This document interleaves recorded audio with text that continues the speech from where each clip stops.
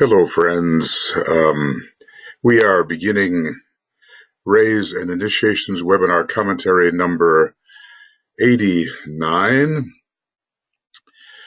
I've managed to do a couple of hours a day. I'd like to do more, and as I begin to feel better, I hope that will be possible. We left off at the idea of a summary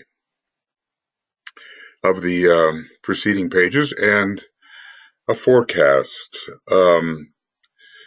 Master DK says, let me now summarize for you some of the points of importance in this instruction. He's a master teacher. He knows that, pretty well you tell a person what you're going to tell them, then you tell them, then you tell them what you told them. The fourth ray of harmony through conflict is a controlling factor in human affairs at all times, and peculiarly today. Well, why could this be so? We are undergoing a fourth initiation of a kind in our planetary chain, and on our fourth globe. And also we are, for all the time we will be human beings, members of the fourth creative hierarchy. So it's historically a time of conflict and transition. I suppose the fourth ray is always involved in the bridging process at important transition moments, and then simply what we are, members of the fourth kingdom of nature, which we will be for a while. We are still members of the fourth creative hierarchy,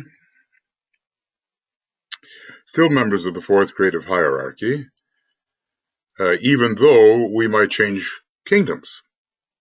Let's just say we become members of the fifth kingdom, or like the Christ, I believe we could say that he and some of the higher beings, the Chohans, are members of the sixth kingdom, that of planetary spirits, or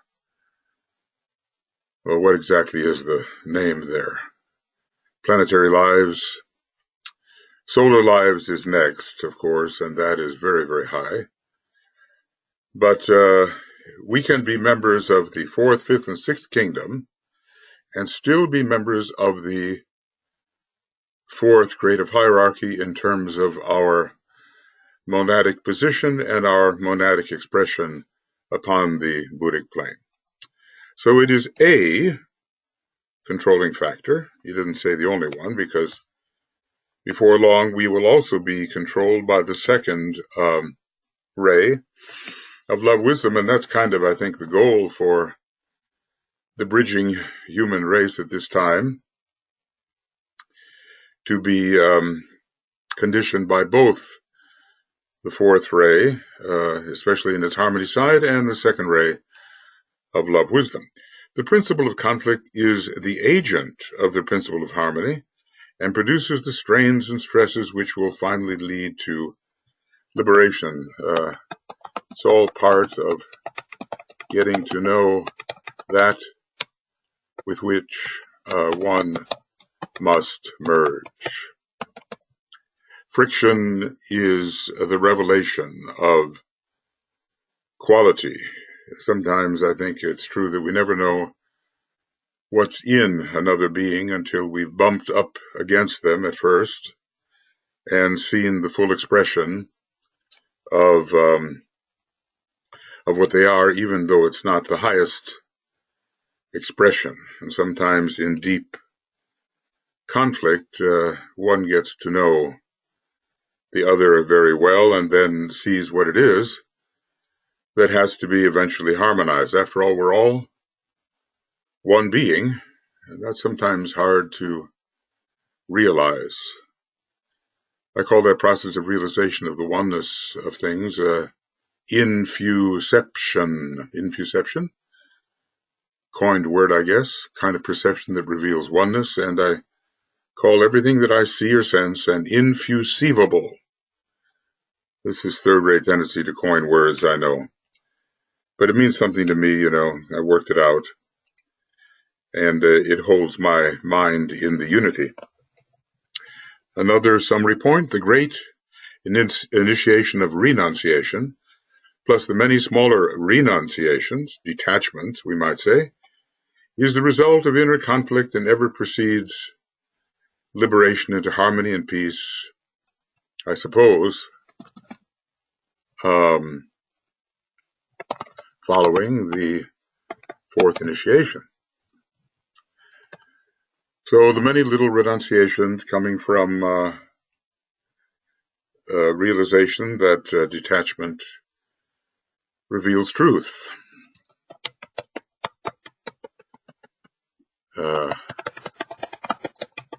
Detachment reveals truth. And the 5 Ds, which I always am emphasizing, in the order from the physical body on up. Not that they refer exclusively to these vehicles, but conveniently. DSCIPL, discipline, dispassion, emotional, discrimination, decentralization, and finally, the overall inclusive term, detachment. And you could probably apply some of these words to vehicles other than the ones to which I am applying them, but I find it a convenient way of thinking about what must be done in terms of pulling back from and ceasing to identify with these various personality vehicles, and even eventually the entire personality, even eventually the entire causal body. Well, we're on our way, sadder but wiser. I sometimes wish the sadder part was not necessary, but we are graduates of this school of purifying pain and releasing sorrow or suffering. And that's just the way it is. We're the hospital of the solar system. Having spent 21 days straight in the hospital just recently, I know it's no easy process to pass through some of the healing measures. I'm looking forward to the time when much can be done with sound and color and vibrational medicine. It'll take a lot of trust in the reality of the inner vehicles, which does not exist right now in the average member of the medical community, however much they really do serve selflessly. As DK said, some of the most selfless servers are found in the medical community. Conflict produces war, renunciation when you see what you don't need, and liberation. It's, let's just say, conflict leads eventually to an emphasis upon the essential and the repudiation, eventually, of the non-essential. It takes a while to let go of the non-essential. I'm reminded of the people who spend so long in jail that when released, they feel such anxiety, they go out and commit a crime so they can be brought back to a place of safety that they've known for a long time, namely the jail. So it takes a while for us to disabuse ourselves of the love of our prison in form, and a certain amount of courage, I would say. Humanity is subjected to crises of discrimination leading to right choice. This is especially found on the fourth subplane of the mental plane, which is the pivotal plane leading to the causal body and to the egoic lotus and basically to the higher mental plane. This is the problem confronting humanity today, leading to a crisis within the United Nations. I guess he's using that term very purposefully. We have to choose between soul values and personality values. We're long familiar with personality tendencies and values. As a matter of fact, when considering the majority of human beings, it's probably all they know. Or maybe they know something about God transcendent, or think they do, and have not made the step to realize that internally they are God in a way. They are God immanent. Somehow we just have to choose for the higher values. The hierarchy is subjected to a crisis of decision. So anyway, we have discrimination, what's high, what's low, and a hierarchy has decision. Let's take a look at that. I always like to make things a little bigger in places. I learned that from Zachary Lansdowne, who makes excellent compilations and emphasizes certain important words and phrases by enlarging them and making them, Zachary Rymel it is. The hierarchy is subjected to crises of decision, leading to perception of the plan, participation in the purpose, and the prevention of evil. So what will hierarchy do? Hierarchy will sacrifice. I was reading a little bit about the philosopher Ayn Rand, popular in the last century, and I can't understand this systematic exaltation of selfishness. It's subtle glamour, which does not see the individual as part of a wholeness, as if we were somehow separate beings. Maybe that's what ordinary perception reveals to us, as if every infusible is apparently separate, but it all comes from the same place. All externalizations of the one infinite being, somehow that has to be in the consciousness, not just as a dictum, but as something perceived or infusieved. We have to see it. So this decision is leading to an externalization to help the Christ in his decision to reappear physically. Well, maybe one day we'll be in a position to do something similar. Maybe it won't be so long. Even as disciples now, we are, in our group form, as a group John the Baptist, we're doing something similar. But of course, without the power and the knowledge, we're helping as we can. The principle of conflict is today alive in all nations, regardless of whether they have the fourth ray of soul, personality, or mind. In all religions, in all organizations, conflict, crisis, tension, emergence. I suppose we might say that conflict leads to crisis,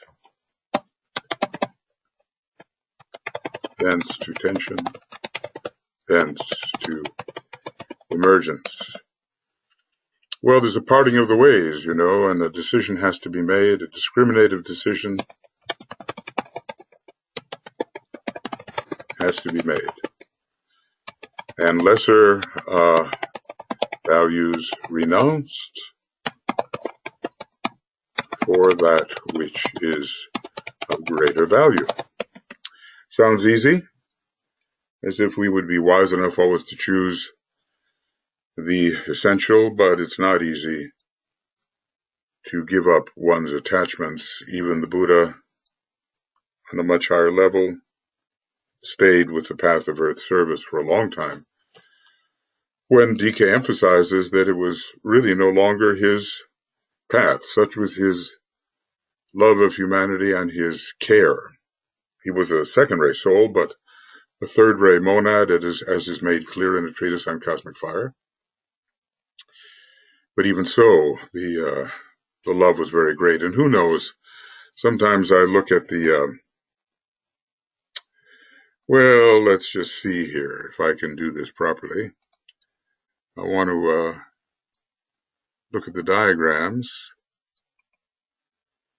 and this is open. And up here on the logoic plane,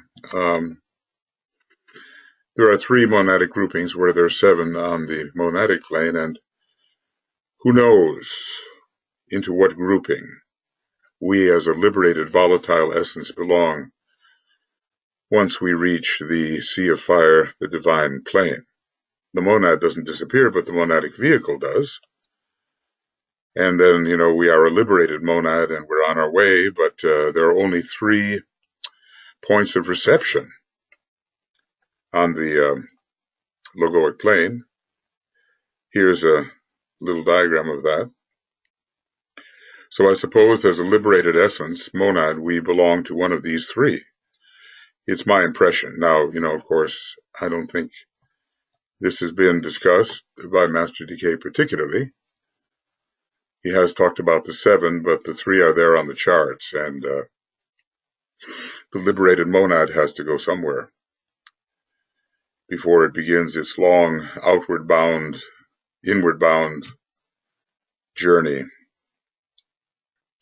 So who's to say what that circle or triangle of reception may be?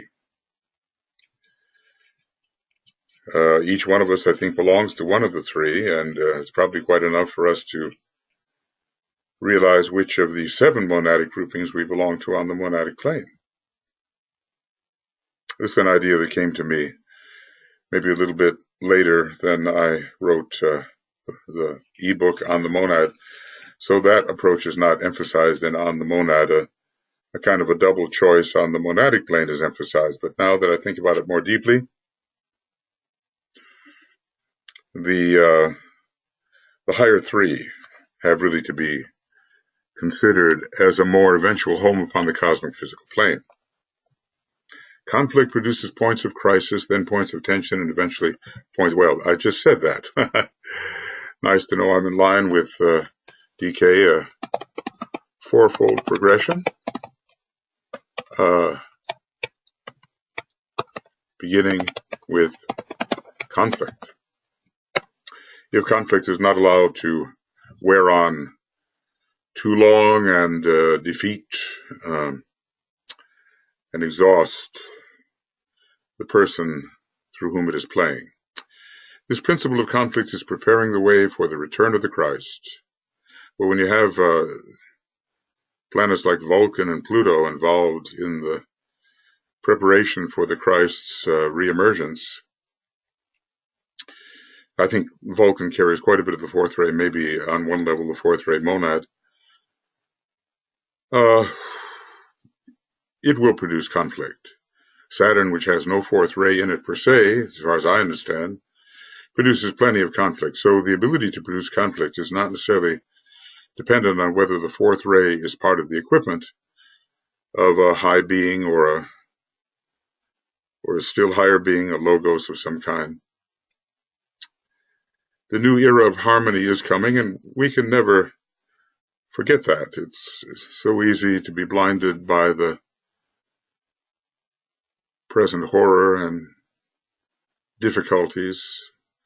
But actually, if we really are everywhere, as it says we are in the definition of harmlessness, Oh, we're experiencing all things. There's no such thing as being everywhere and not being everything.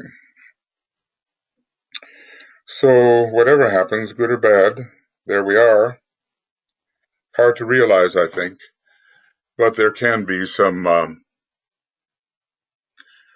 would I say, exercises that help us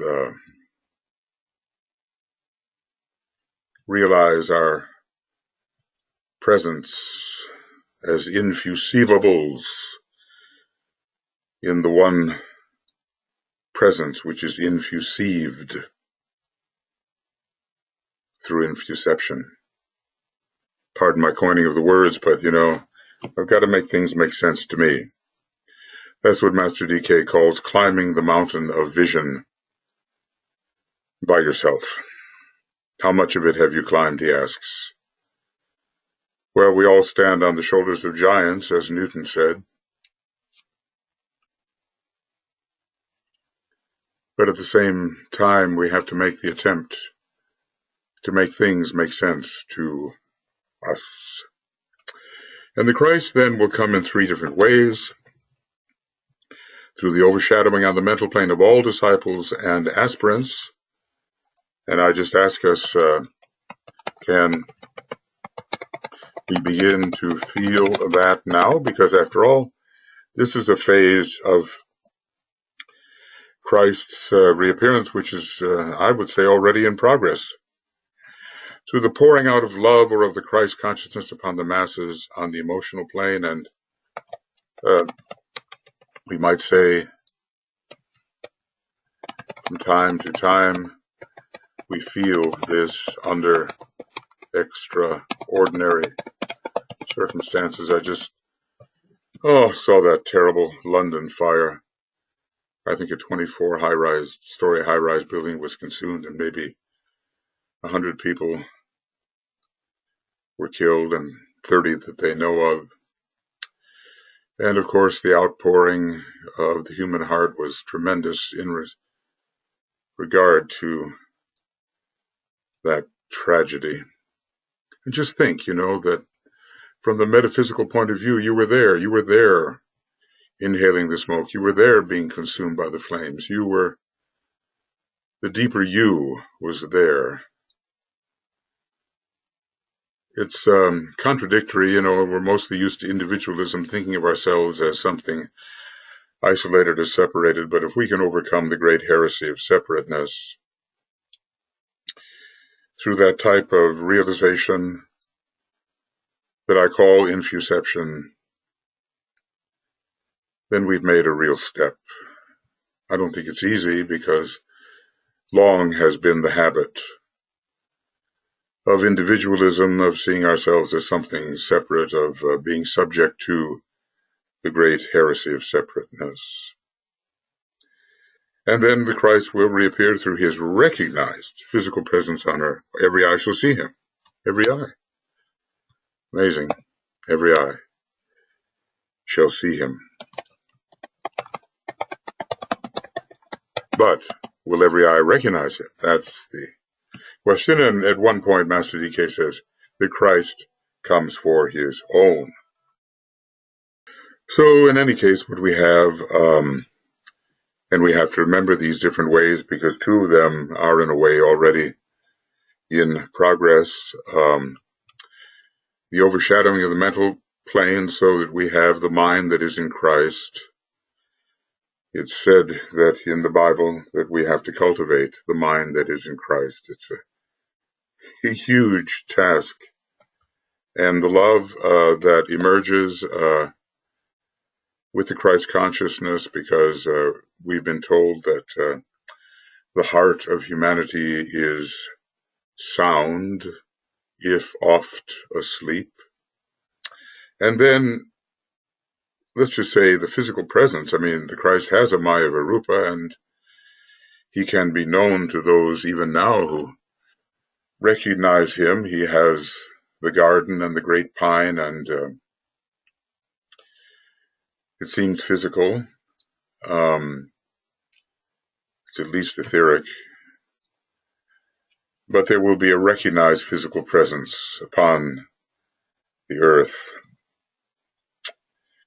Just think of that. I mean, we're heading into the age of Aquarius, and many of us are keenly aspiring to do something for humanity through the ageless wisdom and the Christ behind the scenes and even recognized will be our leader and the initiator for the first two initiations when they are offered in the three places, Masonry, the Church, and the banded esoteric organisms. Essentially on the first, second, and third rays, these opportunities for expansion of consciousness will be offered, and the Christ will be the initiator. The great method of teaching for the second ray, the higher method, is initiation. So all of this is coming, and we have to remember it as we work. Certain nations are today torn with conflict, but are moving towards harmony. And it doesn't mean that they necessarily have the fourth ray soul or personality. As DK has indicated, there are a number of nations in which the fourth ray is working. They have considerable conflict, but they don't have that particular ray as prominent in their nature. Other nations are focal points of discord and thereby serve the principle of conflict, and let's just say at this time, the Axis powers were thus. We could look today and say, who's causing the conflict, through what nations are they arising, and this conflict arising, and I suppose a good case could be made for a number of nations, even those who consider themselves blameless because of their adherence to their ideology, their belief in it, that following their ideology they can do no wrong. The USSR, and I think more recently he would call it Russia, the USA and the UK, constitute a governing triangle of energy, which, when right relations have been established between them, right, can and will create and foster right human relations among men. But first, using the shared second ray between UK and USA and the shared sign Aquarius, between USA and Russia, at least these will help improve relations. Sometimes politicians seem to want better relations, but they have a selfish motive in mind. It takes a long time before a person can discern his own selfishness and realize that though he's familiar with it, it's not for the best of everyone. It ends up being a separative way of living and leads away from the imminent harmony and peace which must come. Number 13, the Jewish race is the symbol of humanity in its mass sense, sign Cancer there, and I suppose the fourth ray. Let's just say here, prominent, fourth ray prominent, in the resolution of its conflict and in the taking of right action, a great step forward in human liberation will take place. And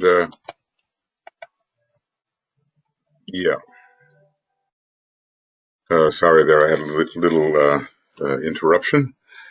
But in any case, the symbolism has to be understood, and this helps so much because the sin of the Jewish group has been the sense of separativeness or chosenness, And you can understand how that would be with its two prominent rays, the first and the third. But of course, if the fourth ray is emphasized, then a bridging can occur. So there is a conflict between it and the general direction of humanity, because the Jews as a whole represent the impulse of the previous solar system, which was strongly personal, mental, and they're a very old group. As it is said in the teaching present on Earth before the mass individualization took place, and they were already individualized in the previous solar system, so they were in those days a semi-intelligent group. I guess we don't know how intelligent the members of the previous solar system was, you know. I had a relative, fine person, and he was a great fan of Jewish accomplishment. And he says, why is it that the Jews have accomplished so much and out of all proportion have these contributions to humanity along the line of arts and sciences, and really punching above their weight? Why is it? Well, I thought the moment was right. So I said, well, you know, they've been around a long time. They came from the first solar system. I guess it was a very brave thing to say, but you should have seen the look on my relative's face. I tried to explain what it was, but, you know, unless you're in the thought form of the Tibetan, it seems a very strange thing to say, you know, that some groups of human beings have been at it a long, long time. But eventually, you know, if HPB is correct, then occultism will win the day by the end of the 21st century, and this particular thought form will be accepted as far more likely. So the Jewish race is a symbol of humanity in its mass sense. Third ray, and in this case, I suppose, Cancer. The third ray is coming through three zodiacal signs: Capricorn, which is the personality sign of the Jewish group, Libra, and Cancer, which rules mass consciousness. And through its ruler, the moon, and planets veiled by the moon, at least one of them, bringing in the fourth ray. But I have often thought that, you know, really, although we cannot say with any certainty what is the monadic ray of various peoples, we do know that every group has to have its monadic ray, just like every nation does, and I really do think that for the Jews it is the fourth ray. Always in the midst of conflict and having crossed the bridge provided by Saturn from the previous solar system. And in the resolution of its conflict, and in the taking of right action, which is non-separative action, and the resolution of its conflict brought on by pride, separativeness, a natural sense of age and of knowing better, a great step forward in human liberation will take place. So, you know, we might say that the so-called Jewish problem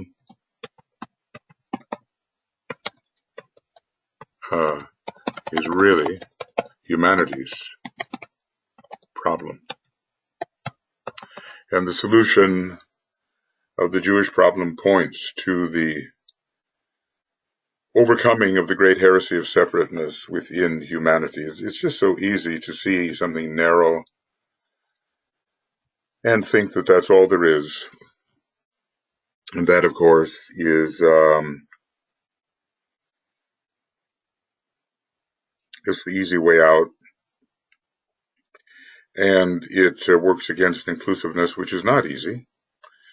Inclusiveness requires the ability to inwardly harmonize many apparently diverse perceptions.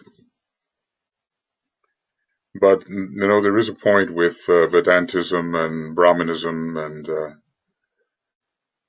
the great realizations coming out of India that we can see all things as one.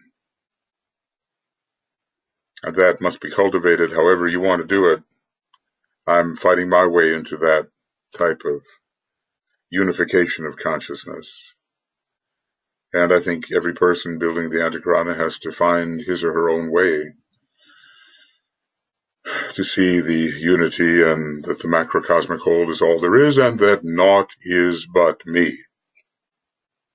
Naught is. I guess we should say naught is but I, but somehow it's more punchy to say naught is but me. And one more. As the individual disciple learns to harmonize himself through conflict, you just wouldn't know that there's anything to harmonize without the conflict. He sets an example which is of definite aid to humanity as a whole. So let us harmonize our internecine battles and find a way to harmoniously relate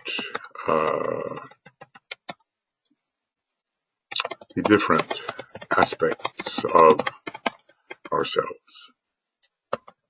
I'm sure, we realize that we're at a very tense time of human development. I guess when you have a change of age into the Aquarian age, even a change into the great Aquarian age, a Platonic year of 25,000 years approximately, when you have a change of the 250,000 year cycle, I think probably coming to an end when the Christ appeared in Palestine, when you have a change of kingdom, with humanity moving into the fifth kingdom, at least as the Tibetan would say in its upper brackets, what a time of turmoil. Then you have the fourth chain initiation of the planetary logos, and probably all that is working out as a type of subsidiary fourth initiation for the solar logos, who is working through our fourth chain, if we count Vulcan, to take a type of subsidiary initiation. It hasn't really taken the third cosmic, but there are subsidiary initiations going on within the life of the solar logos. So just go to Cosmic Fire, page 384, and read some very interesting things. See, basically, the Tibetan has given us a great opportunity at pure reason. He's given us so much information, and he's so much a representative of Mercury in a way that we can begin to piece these things together. And in doing that, a kind of wholeness appears. Not Mercury in its discriminative sense, but Mercury in its pure reason, inclusive sense, its Buddhic sense.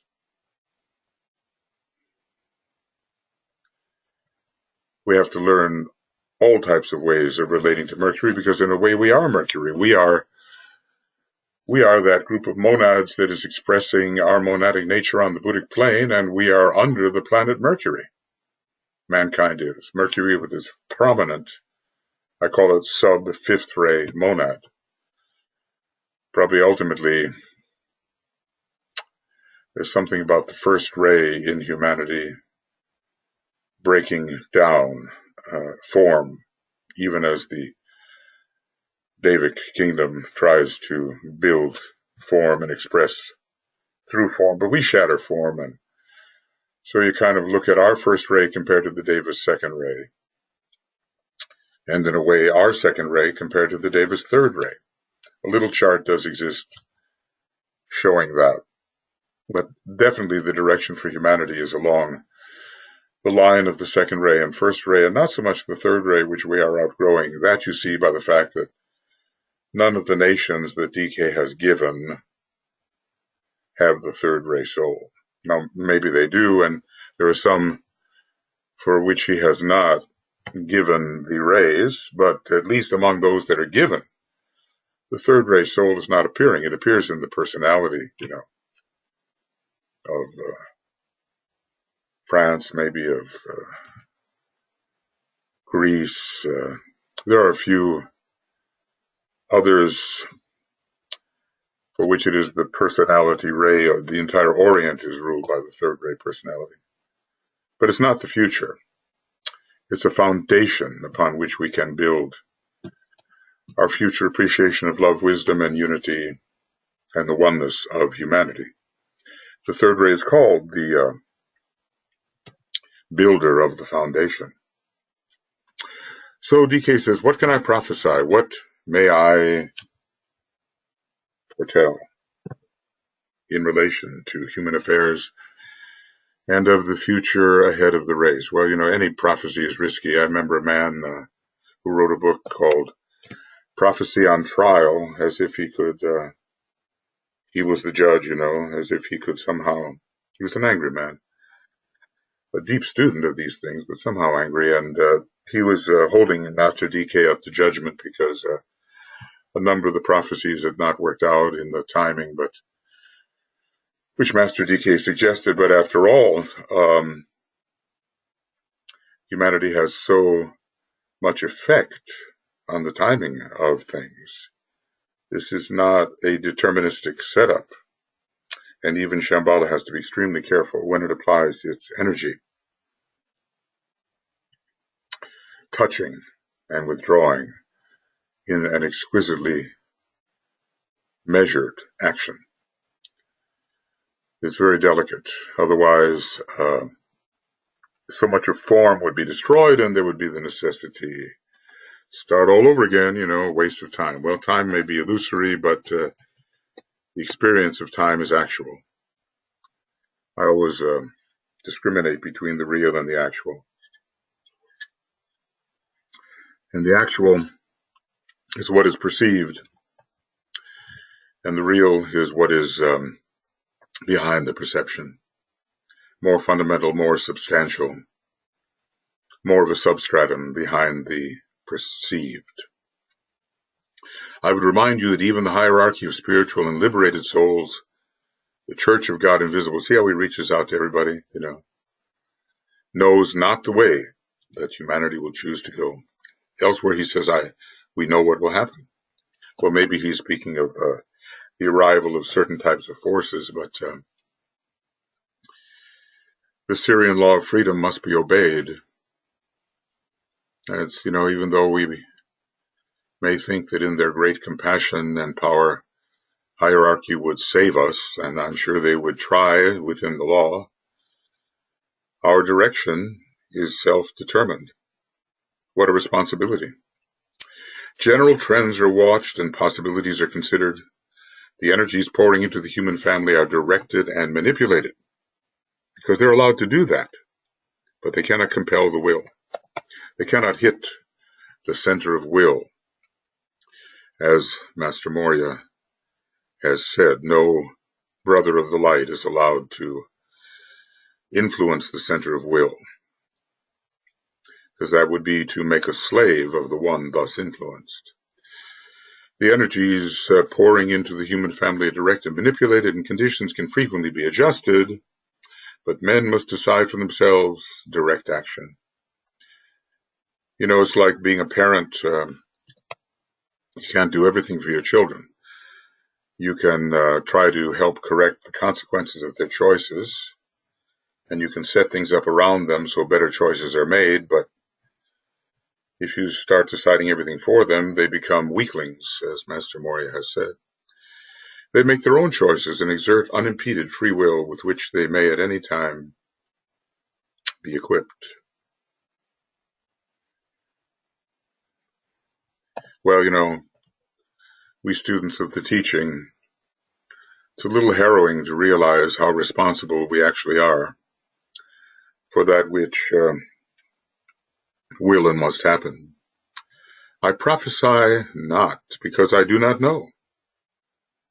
And yet elsewhere he says hierarchy knows what will happen. Well, maybe that's in the larger context and talking about the release of certain energies anyway, and the appearance of certain beings. I prophesy not, because I do not know. That's a sobering thought. And we remember back in the days of World War II how the war might not have precipitated onto the physical plane had there been sufficient powerful disciplic effort.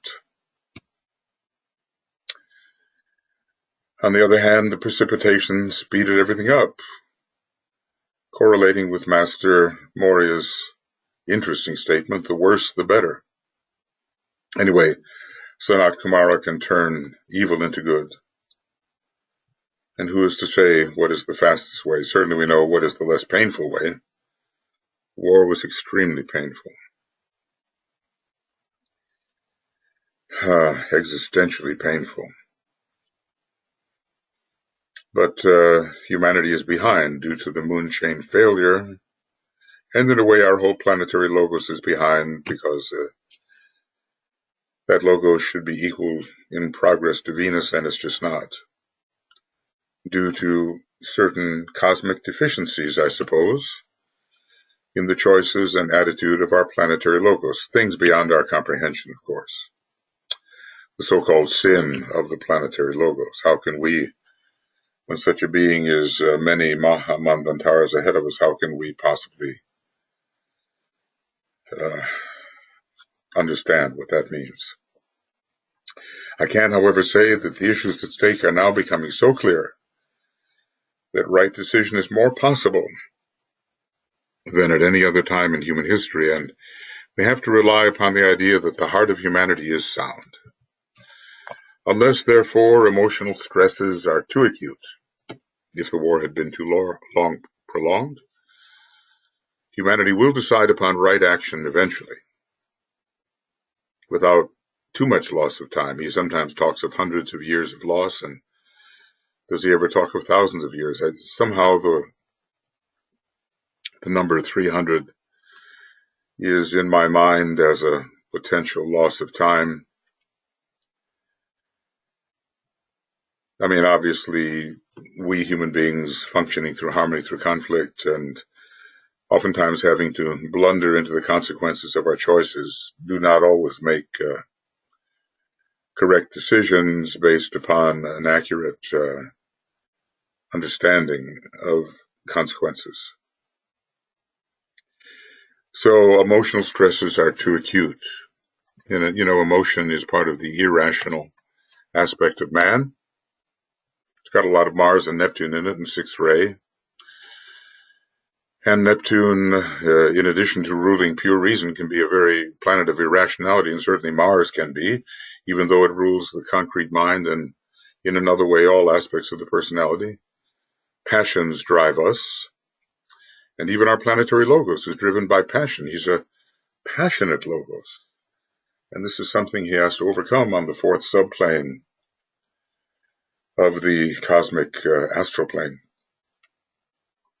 Humanity will decide upon right action eventually. This is the hope. And that word eventually, of course, covers the bases. What is eventually? It's not that the Christ is reappearing in 2025. According to what has to happen, he just can't. So much has to happen in the 5 planetary centers, and the masters have to be externalized, and their disciples and initiates around them, they have to be consulted for their good advice. I can't estimate, but it looks like a century, at least, maybe more, lie ahead before it would be safe and profitable for the Christ to appear in a externally recognizable way. Emotions are, however, running high, and the spiritual people of the world are not sufficiently aroused as yet to handle them. They get aroused here. That's one of our great tasks, to arouse and inspire and motivate by presenting such a clear vision that it becomes irresistible. And whatever people believed before of an inaccurate nature, they can drop that and work in the vision that the hierarchy sees, at least part of it. It is the arousing and the awakening to the critical nature of the time, and to the world problems which is immediately needed. And this all men of goodwill should regard as a paramount duty. Every page, it seems, singles out our duty, and whether we can motivate ourselves to be dutiful, paramount duty. Whoa. So we have such impelling responsibility.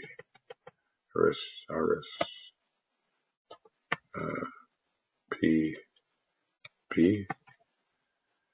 Responsibility, I'm just kind of wondering, that's such an important word, and I should have that. RESP. Responsibility. Oh, I guess I never put that in. Well, I'll put it in. Responsibility. I do thrive on these word replacements. They seem to save time. So, if we're at all inspired by the great teaching and by the vision which Master DK gives us, then it's our duty to inspire others. Hierarchy works through inspiration. It works through groups. When we have our conferences for the USR Moria Federation 7-Ray Institute, we realize maybe there's a chance that hierarchy can use the group. When the Arcane School and other groups have their conferences, same goes. Hierarchy can use the consecrated group, getting together, blending the energies. Hierarchy can and must use these things. We have to really take seriously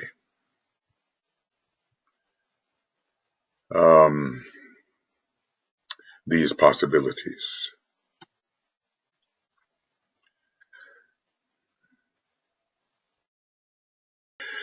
Okay, going on then, from our paramount duty. Well, although this was written, let's say 70 years ago approximately, emotions are still running high, and the spiritual people of the world, many are plunged in glamour, and they are not sufficiently aroused as yet to handle these emotions running high within humanity. We did have a great wave of increasing consciousness sweep over those who were receptive.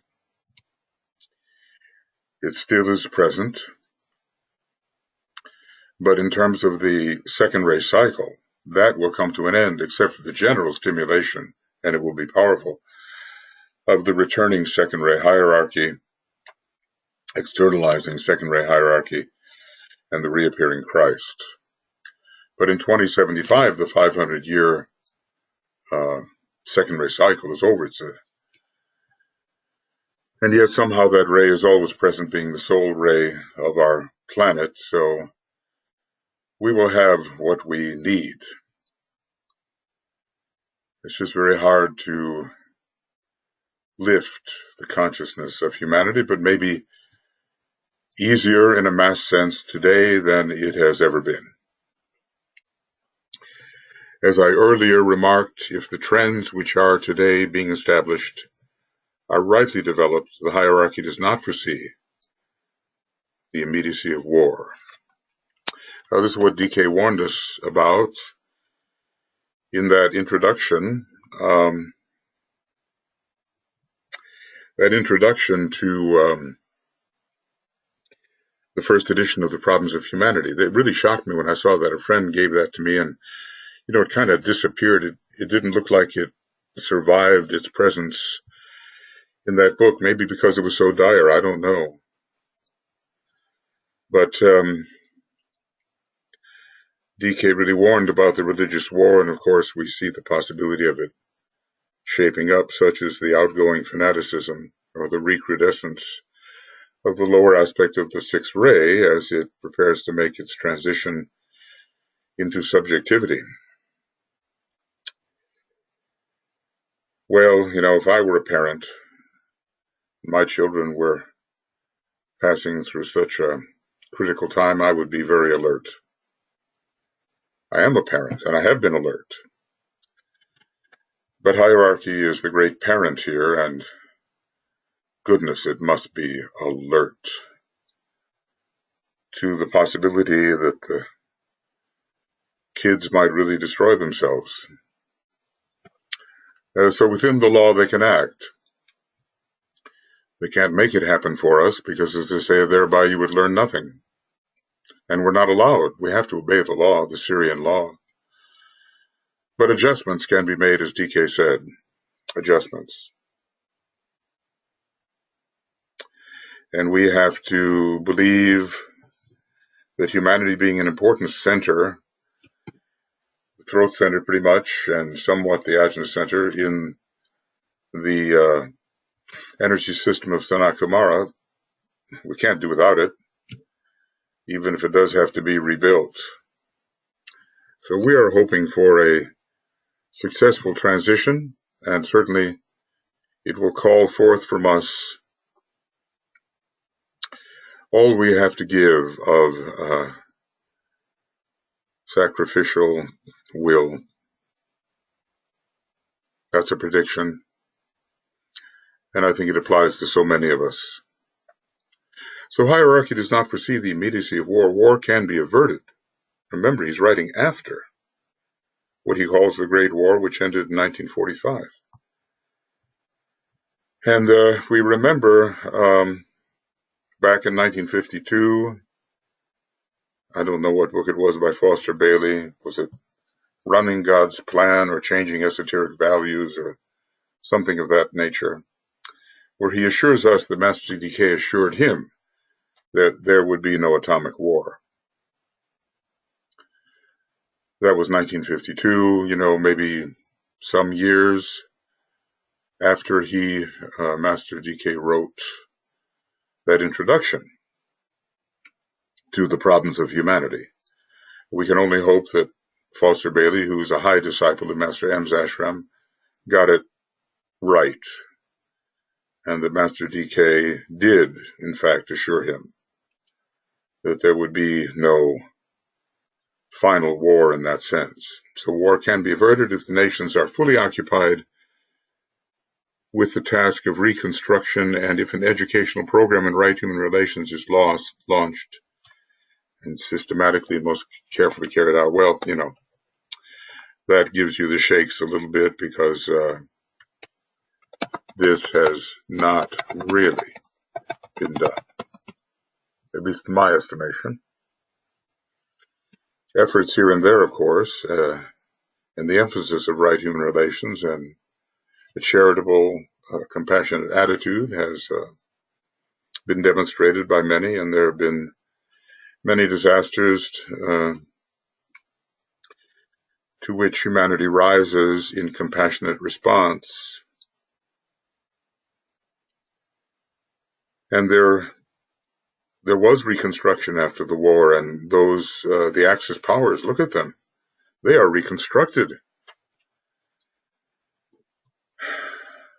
That educational program in right human relations, that's the one that bothers me a little bit, but sometimes you see how our present Pope is talking, demonstrating, and even Cardinal Wojtyla, the Polish Pope, although very conservative in some ways, he did manage to express this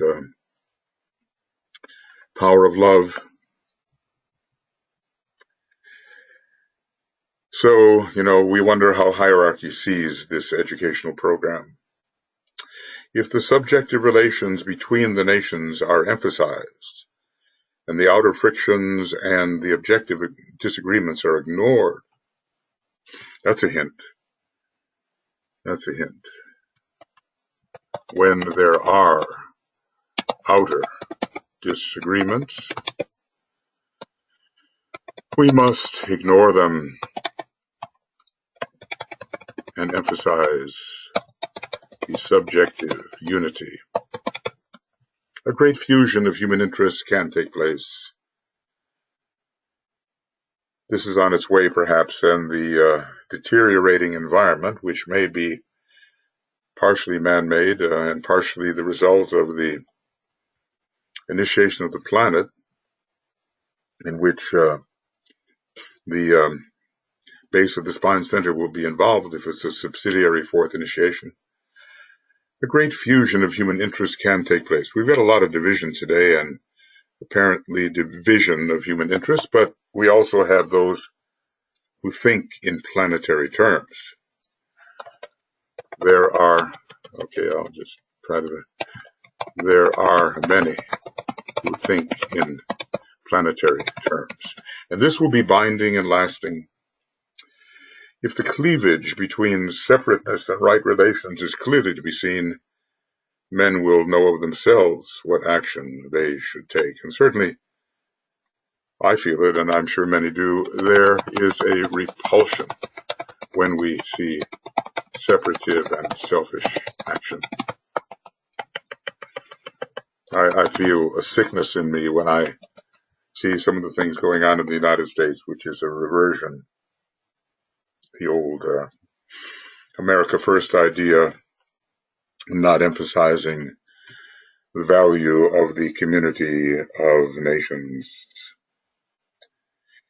It is the war raging today between conflicting ideas. It is essential that the cleavage be made abundantly clear. I come to bring not peace but the sword of discrimination. So men may see clearly. The Black Lodge works through deceit and sowing confusion and blinding men to the real issues. So clarity above all. And this is where the value of truth comes in. Seems so hard to achieve in the political arena where people are lying to suit themselves and to protect themselves from the consequences of their action. Only the voice of a trained public opinion and the intelligent demand of the masses for right human relations can save the world. Well, it's an issue of salvation, isn't it? Trained public opinion. Hopefully, the heart of humanity being sound will find its voice. And the demand of the masses, not so much their leaders and the politicians that so often, being powerful types, are looking out after their own advantage, not all. It's stuck in my mind recently, the repudiation of a very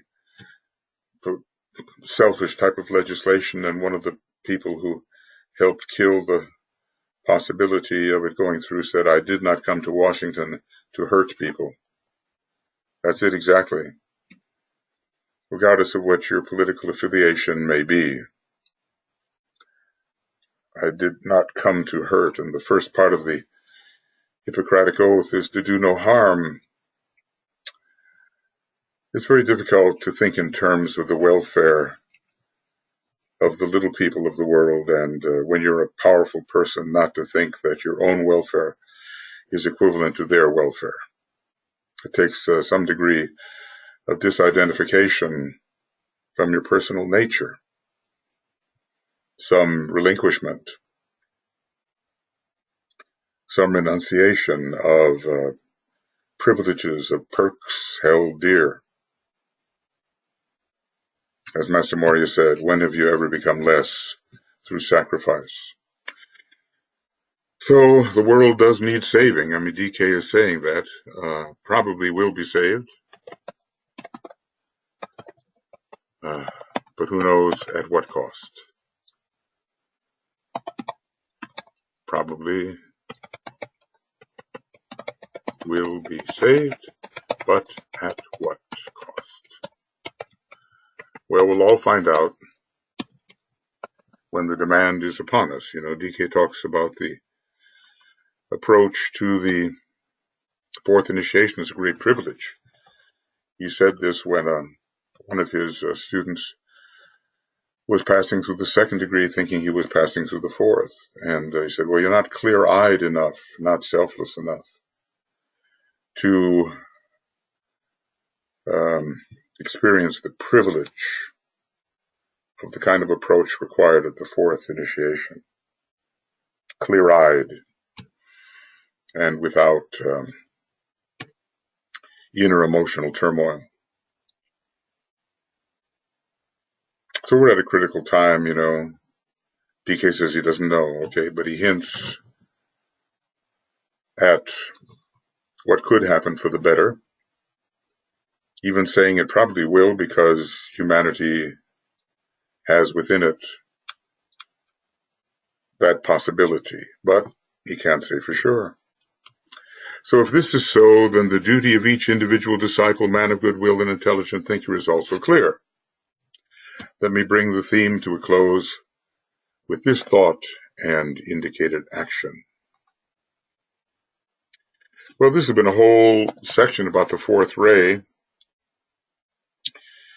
and tremendously indicative of our responsibility, especially if we consider ourselves to be disciples of the Great White Lodge. Responsibility rests upon our shoulders. No evasion. There may be fear. Who doesn't fear? But, you know, which is worse, the fear of going forward or the nausea of going backwards? I guess I would say the shame, the nausea, the guilt of going backwards. One must face one's fears and be propelled forward, and because of right identification, having the courage to pass through the loss of all that one previously identified with. Now, you know, I haven't the slightest idea where I am in terms of hours or less than hours. I keep on forgetting to press the chronometer. So I have no idea whether this particular program will be of a reasonable length or not. It's likely to be a very odd time. I'm not going to end it right now. I'm just going to go forward because it saves me time, and in my present physical condition, that is desirable. So I will move forward. And obviously we're into another subject now. The rays of aspect and the higher initiations. Well, you know, back on page 340, let's just see, 340 of this great book. We have, oh, this has stopped working. Close program. That's too bad. Let's see if I can get there. I hope so. Open. Folio has stopped working. It's not very good. Sorry for that.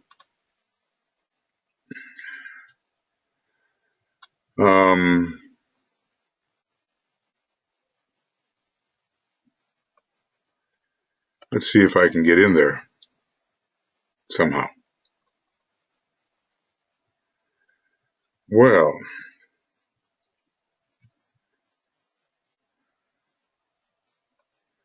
I'm not succeeding.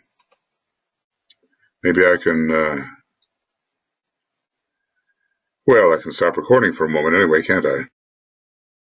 Well, I see that I'm not going to be able to open my Alice Bailey work here, so, and I can't turn off the computer, so, okay, I'll just go on, but it's about page 340 in the rays and initiations that we see the list of initiations, and I believe that the rays of aspect are involved in the higher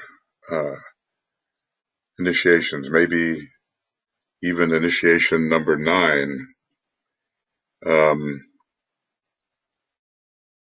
Well, let's go on, even though I cannot seem to find page 340, but you know where it is. And we will find that the 4 rays of attribute and the 3 rays of aspect are involved with the very highest initiations, either singly. I think it's ray 3 for the 6th initiation, ray 2, ray 1 for the 5th, ray 3 for the 6th, ray 2 for the 7th, and then I think the 4 rays of attribute for the 8th, and then the 3 rays of aspect for the 9th. I can't confirm that, but I believe that to be so. You can confirm that. We completed our consideration of the effect of the 4 rays of attribute upon humanity as a whole and upon the individual disciple. If you will study the relationship of these rays to each other, you will discover that the energies which made their impact upon the would-be initiate were, first of all, 2 rays, the 7th ray of ceremonial order, especially at this time, and the 5th ray of science, which are both along the lines of the 1st ray of will and power, and we say both closely related to each other, plus 2 other rays, the 6th ray of devotion or idealism, and the 4th ray of harmony through conflict, which are both along the line of the 2nd ray of love, wisdom. So 1 and 7 and 4 and 6. It sounds a lot like Aries, right? Bringing in the New Age, bringing in rays 1 and 7, and ruled particularly by rays 6 and 4, Mars and Mercury, with Uranus ray 7 and 1 being the hierarchical ruler. At least there's a close correspondence there. All these rays of attribute were in connection with the initiations concerned, functioning within the realm of knowledge. I suppose still in a way mental rays. It is a knowledge, however, dedicated eventually to spiritual intent and attained through conflict. I mean, we might say that the lesser rays are the rays of attribute, and they are, if anything, less powerful at this time. We come now to consideration of the 3 rays of aspect and their general momentous effect upon mankind in this cycle and upon the disciple preparing for initiation. So DK is indicating the greater power and influence of the rays of aspect. We are dealing, therefore, with ray 1, will or power active in connection with the 5th initiation. Okay, as I guess I had correctly remembered, love, wisdom active in connection with the 7th initiation, which means a very, notice how we skipped, a very solar initiation relating the initiate to the solar logos. And then he comes back, active intelligence, active in connection with the 6th initiation. That ray of active intelligence, including somehow the 4 rays of attribute. The united activity of these rays lifts humanity to the higher spiritual realm, even to the logoic plane, I would say, from which a kind of launching onto the cosmic astral plane can occur, just the way there is a a fifth, almost liberated creative hierarchy found upon the highest level, the logoic plane, preparing to launch into the cosmic astral plane, but it's still on the logoic plane of the cosmic physical plane. So the united activity of these rays lifts humanity to its higher spiritual realm and concerns those initiations which lie a long way ahead of mankind. Well, when you think that the Christ probably took the fourth initiation as Krishna, and that was maybe 5,000 years ago, and before that, a long time before that, he took the third initiation in a fourth ray ashram in Atlantis. So let's just say that the initiations are being somehow pressed together at this time, and some of our great leaders and teachers spent much longer taking these initiations with much greater intervals between them than may be possible for us now. So these initiations lie a long way ahead of mankind in general, though maybe not quite so long ahead for the adventuring disciple. They lie also a considerable distance on the path from the present point of the average disciple. Well, who is the average disciple? Has the average disciple taken the second degree, or is he a disciple, if he's an accepted disciple, somewhere between the first and second degree? Maybe the average disciple finds his status somewhere between the first and second degree, and then indeed these initiations lie a long way ahead, because, when we start dealing with mastership leading to the decision, leading to becoming a Chohan of the seventh degree, the initiatory span seems to be getting bigger and bigger, the span between initiations. I'm dealing with them, however, as best I can, because the next 100 years, and we're in it, we'll see a demonstrable orientation of trained disciples towards the higher perception. And we might say that higher perception is higher initiation. You must make what you can of this information. It concerns primarily action within the ashram, which isn't really solidified until the third degree. We're always peripheral to the ashram until the third degree. Action which is, however, concerned with human development and welfare. What do we got here?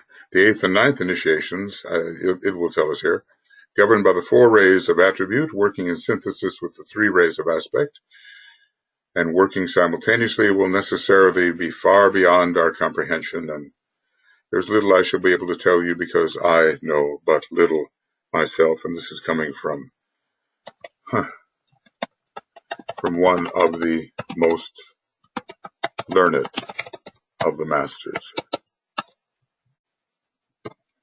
Master DK, as far as we know at the moment, although there has been speculation about Chohanship, is a master of the fifth degree.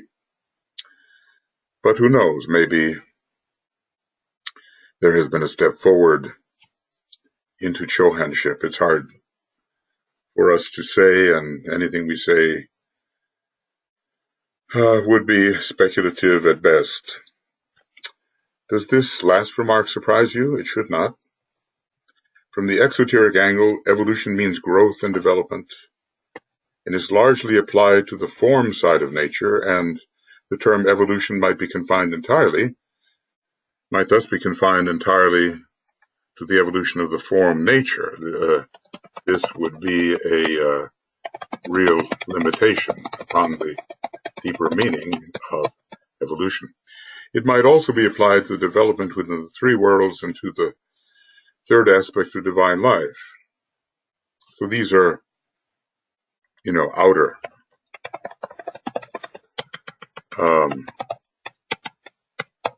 applications. However, from the esoteric angle, evolution means a steadily increased sensitivity to light and to illumination, and thus It's an inner type of evolution. A master may not possess all knowledge possible from the exoteric angle. This he does not need, because after evolution along the line of knowledge decided by him, for him by his ray type, he is on the way of light, and the light which is in him and in which he lives and moves and functions serves a dual purpose. You know, the master need not know all, but he is on the right track according to his ray type. Light and illumination, I suppose, later comes increasing sensitivity to the love vibration and then to the will vibration. And maybe that has something to do with the truly esoteric planes of the monad and of the sea of fire, the logoic plane. So the light which is in him and which he moves and functions serves a dual purpose. It can be used to ascertain whatever is needed in the realm of knowledge. And I suppose this involves, let's just say, the Brahmic planes from the atmic plane on down.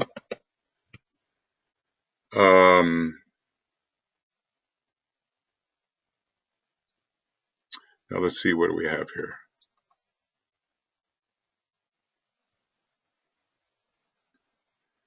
We have me by the revelation. Okay.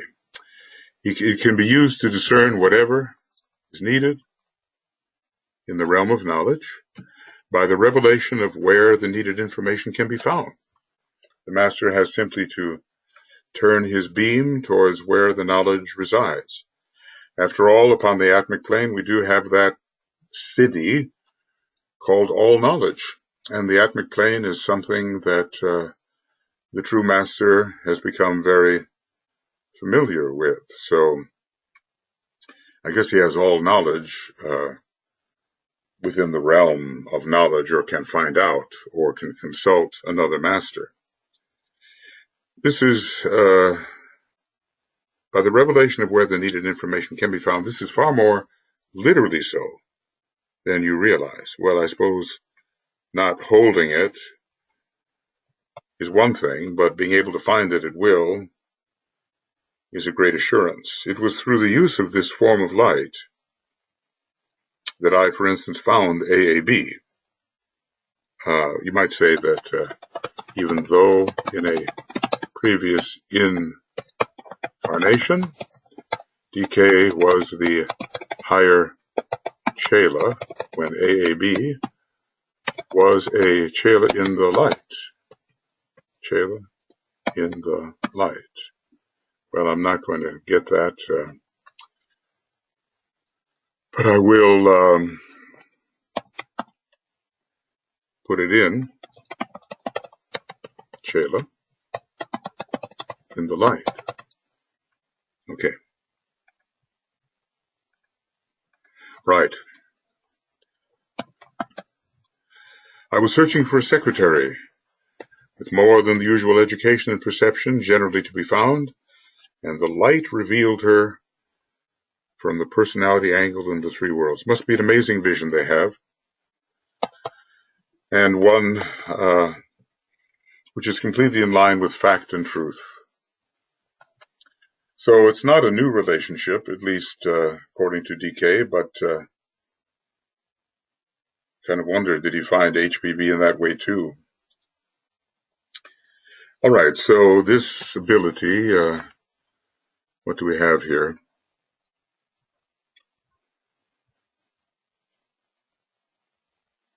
He's on the way of light, and the light reveals what he has to know. That light can also be used to reveal to the master that which lies ahead for him, and those further reaches of awareness to which he knows he must eventually attain. So master is clear about his own path forward. Maybe we are not yet. The lower aspects of this light are in reality generated by the soul, which for the master has to be,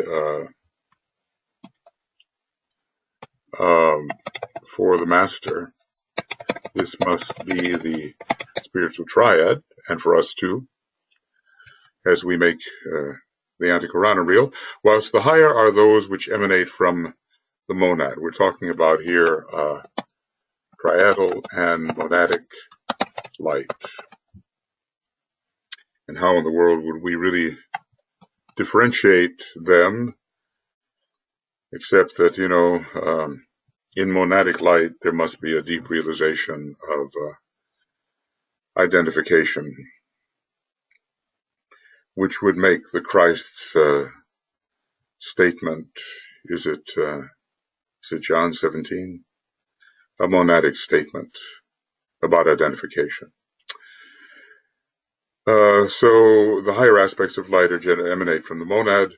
When an initiate takes the fifth initiation with which we are now going to deal, he has to demonstrate his facility in using the light available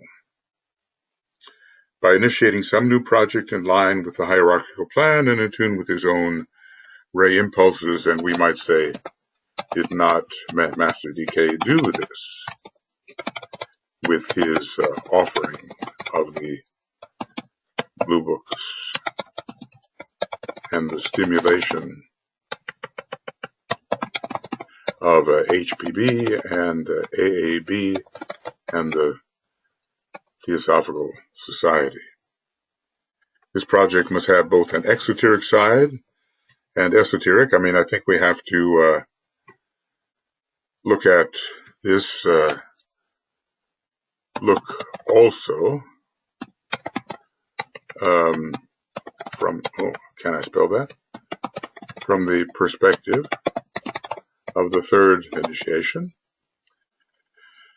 and the creative work which must be presented, albeit on a lower level than the fifth.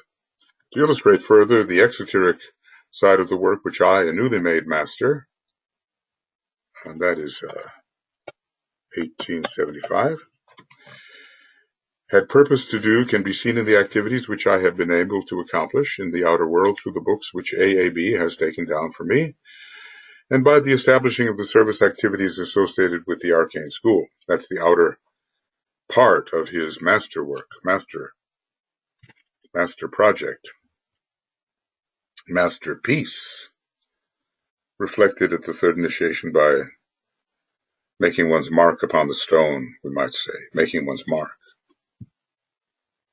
really in line with the plan. The esoteric side, of course, is known to me, but an analysis of it would be of no service to you, as you are not yet of the required initiate consciousness. So he says, you can see, however, that the above information can throw light upon our immediate theme.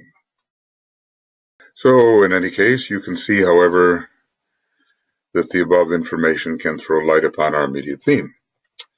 Initiation 5, Revelation, and this is the first ray, the energy of the will to good, and it is power, ray 1. Well, ray 1, initiation 5. Interesting that the order changes. It's not exactly 1, 2, 3 order, is it? It's not exactly 1, 2, 3. So the will to good, the will to good does have some of that second ray in it. The good is a first ray category, the good, the beautiful, and the true, but there's some kind of inclusiveness about the good which suggests the second ray, and that which comes out of Shambhala on the second subplane is also the will to good. So I look at it as a combination of the first and second rays. This initiation has always been called in the Christian church by the name the resurrection. whereas it is the seventh initiation, which is the true resurrection, onto the logoic plane. And the Christ certainly, well, he doubled down, as it were, in his last appearance in Palestine, taking definitely a fifth degree initiate. He was taking the sixth degree completely, which is called the ascension, and then beginning the work on the seventh initiation. We don't know to what extent, but we're told beginning the work on the seventh initiation. And the initiation of the resurrection. The fifth degree is called the revelation. It reveals the path ahead. At this time, it reveals the paths on the way of high revolution, which can be trodden. The correct name for the fifth initiation is the initiation of revelation. This signifies the power to wield light as the carrier of life to all the three worlds, and to know likewise the next step to be taken upon the way of high revolution. Amazing. Especially, I was quite familiar with the first part, but the first part, to wield light as the carrier of life. So the great energy of life, that kind of vitality, that animation, is brought with the kind of light that the Master wields. We've already seen how the light can be used to discover what must be discovered.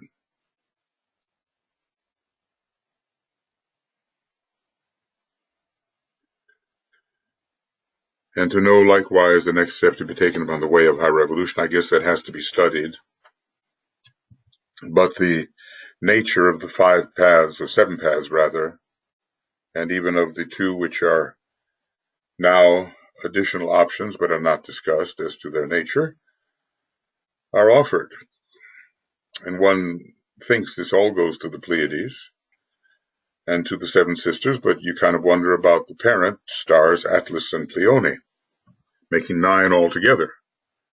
Anyway, the Pleiades seem to be the hub of the wheel towards which all constellational ventures eventually lead. There are these cosmic logoi, but then there's this supercosmic logos. I call it that. Page 293 of Treatise on Cosmic Fire tells us about the unknown. And that unknown is the true one about whom naught may be said. There may be a secondary one about whom naught may be said, closer to home. But I believe the center of the one about whom naught may be said, as far as we are concerned, and there are a number of these beings, is the Pleiades, which is, I think we can consider it, with what we have discovered so far, to be verging upon that 1,000-petaled lotus of that great supercosmic logos. Well, these are words and way beyond our comprehension, but they do give us a vista of what can be expected with faith as we move forward. So this way is revealed to the initiate in a new light and in an entirely different significance when the fifth initiation is taken, in a new light. So maybe he's understood something before at the third and fourth degree, but it's the principle of light which is so strong at the fifth degree. And of course, the fifth degree, although on the first ray, has got to be related to the fifth ray, which is the most luminous of all the ray lords. Just numerical correspondence demands it. So light is what develops in a new sense when we have that fifth degree. And then maybe love at the sixth degree and some kind of, well, not exactly, but in a way, the third ray of choice is also there. And when we deal with the logoic plane, of course, it's ruled, the seventh initiation is ruled by the second ray, but according to numerical correspondence, it's got to be ruled by the first ray as well. So we do have a subsidiary 3, 2, 1 going on, even though the rays given are 1, 3, 2. Development and revelation, or if you so prefer, the developing revelation, form essentially the entire theme and objective of all activity upon our planet. It's the theme of light and of becoming a station of light. And we know the second initiation of the human being allows for spiritual intelligence and mental illumination, and maybe on a cosmic level for our planetary logos, it's something similar. Our planetary logos is not yet a cosmic initiate of the second degree, so that theme of mentality and light, intelligence is lying ahead, if there is an analogy. This gives us the clue as to the goal of the planetary logos. All life, from the first descent of the soul into incarnation, is only a series of revelations, all of which lead to the revelation accorded at the fifth initiation. Well, it must be an amazing thing, and confirm one as a true member of hierarchy, one that can never go back. Of course, even at the fourth initiation with the Great Renunciation, you can't go back, and at the third initiation, you've already secured correct response to the temptations in the desert, but, you know, a planetary logos can fail too on his own high level of choice. Maybe it's possible all the way up the chain of hierarchy. The relationship between the fifth and seventh initiations is exceedingly deep and mysterious. Maybe it's the connection in a way between Venus and Uranus, or, well, Saturn is the ruler of the atmic plane. Saturn and Uranus in a way of the logoic plane, although Vulcan may be involved as veiled by the sun. The fifth and seventh rays are deeply connected with each other and are responsible for so much of the accuracy of manifestation. It is the revelation accorded at the fifth initiation which makes the seventh initiation possible. There's always this kind of leapfrog of two ahead. Robert Girard, you know, he was a well-known esoteric psychologist and a friend of many of us, and he always said, well, you have to look two ahead. When you're taking the first initiation, it reminds you in some ways of the third, the second of the fourth, the third of the fifth, the fourth of the sixth, and the fifth of the seventh. Maybe this is what accounts for a number of people going through the stresses of the second initiation, thinking that they are passing through the much greater stresses of the fourth, and so forth. The master, as he emerges at the fifth initiation into the light of day, realizes in that light, and the light of day, you know, is something connected with Scorpio. And the light of day, well, the master has much to do with the Buddhic plane, of course,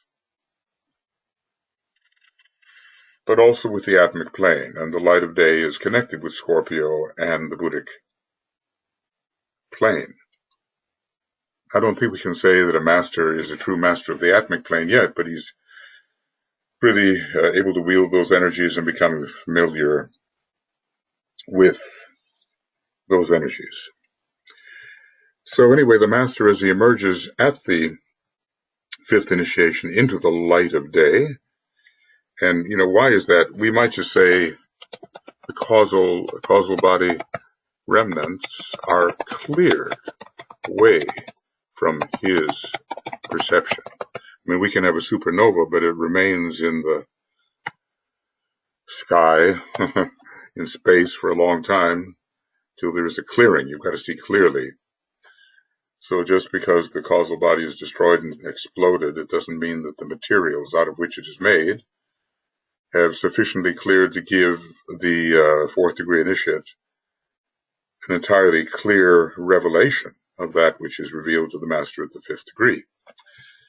So we're realizing in that light that, number one, the true and hitherto unknown significance of the three worlds, which he has viewed almost entirely from the angle of meaning. And this is, the angle of meaning is the world of the soul. Now its significance is apparent, because in the spiritual triad, significance is revealed. And the revelation is so tremendous that he withdraws into the world of light and joins his brothers. Now, what is that world of light? Is it the atmic plane? And do we have a great light when the master can truly focus on the atmic plane, which is, after all, a kind of mental plane and a projection of the universal mind. He gathers all his forces and seeks new light upon the plan, being free, now of the individual factor which the causal body represents.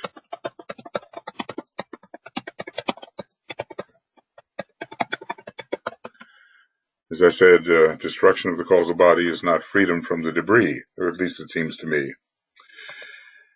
That light shines forth, and with the force of its revealing power, new loyalties arise, new goals are seen, and that which shall be and the thing which is become lost in the radiant light of revelation. This is obviously a kind of an old commentary statement. Well, we have faith will bring us through many things. Faith will bring us through fear, through the hesitancy to change, through the attachment which prevents us from giving up that which is familiar. So, great things lie ahead of the master, and DK is describing them here, the way ahead, and seeing the three worlds in a new light. The master is, after all, a master in the three worlds. He isn't necessarily a total master on the Buddhic and atmic planes, but he is certainly familiar now and can polarize upon those planes and can wield those energies. But what does it take to master them? I mean, always we master something that's a little bit lower than where we are focusing. Okay, so he's going into the light of day. And this is Scorpio in one sense. And the Buddhic plane in another sense. But the atmic plane has the projection of the universal mind in yet another sense. Okay.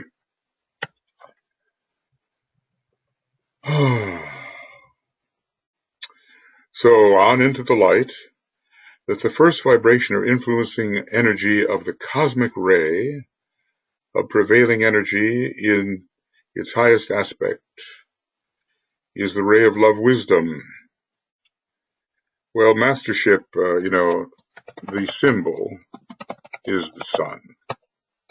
And Leo is involved with the master, and thus the second ray of wisdom. So the first vibration or influencing energy of the cosmic ray of prevailing energy, at least for our solar system, being a second ray personality and a second ray soul, the prevailing energy in the highest sense is love wisdom. And this is now contacted. So, in addition to the light of the third ray, and the will which rules this initiation, the second ray of love wisdom, is contacted. Because of the solar nature, maybe all of those initiations, 5, 6, and 7, have to be considered very solar in a way, the three aspects of the sun. So this love wisdom ray in its high aspect is contacted.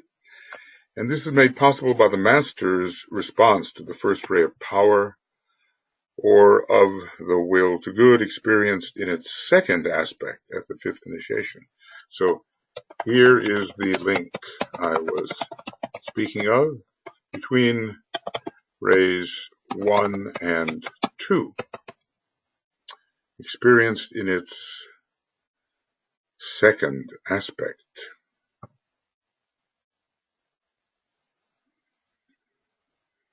Well, the sun is sometimes considered to be the symbol of the second ray, of the first ray. But I would say in its second aspect. I mean, also Leo is a first ray sign, but when you consider the three fire signs, Leo has the most to do with consciousness and with the second aspect. The second aspect of the will.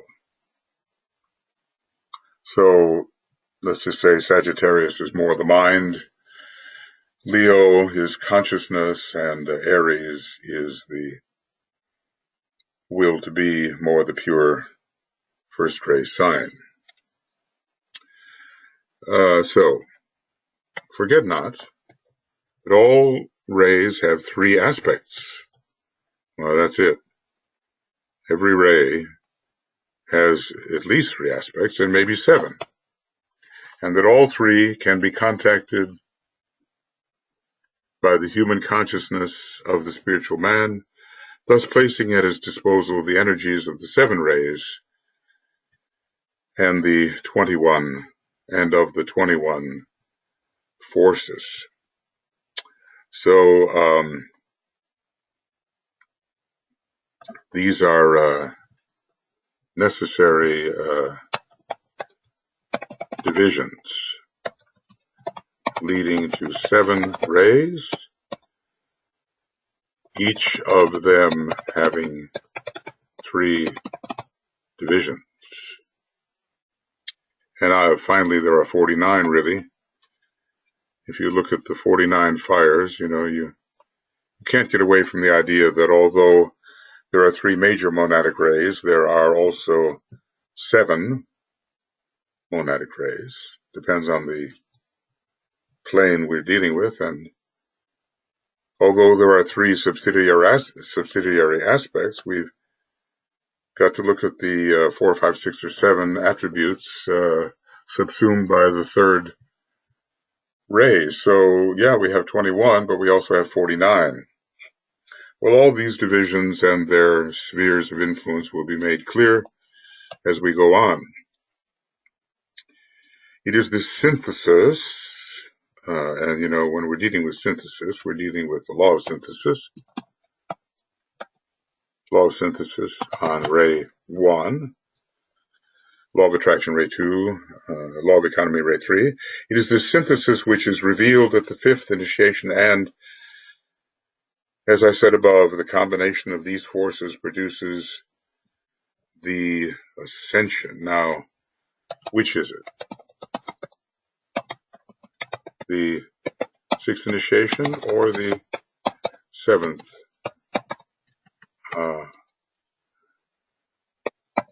Well, let's see if I can make the 7th initiation appear. 7th degree, but 7th initiation. Okay. So the ascension is usually considered to be in the province of the 6th initiation, but he said, well, in a way we skipped from the 5th to the seventh. There is that amazing relationship mythologically between Saturn and Uranus. Not altogether a happy relationship, but certainly one that's intimate. Uranus is the father god, and I think it's Saturn that castrated him and made the appearance of Venus possible. So we have Uranus first plane, Saturn third plane, Venus fifth plane. It is this synthesis which is revealed at the fifth initiation, a synthesis of, let's just say, a synthesis of many aspects included within the primary seven, and which is revealed, must be a blazing light, and the sun stands for that light. You know, it's got to be Leo and the sun in a way at the fifth initiation. Leo and the sun stand for the great light. Great light of revelation. So this is an exceeding great mystery, and one which cannot as yet be grasped by you. Well, synthetic vision produces ascension. This is what we come to understand.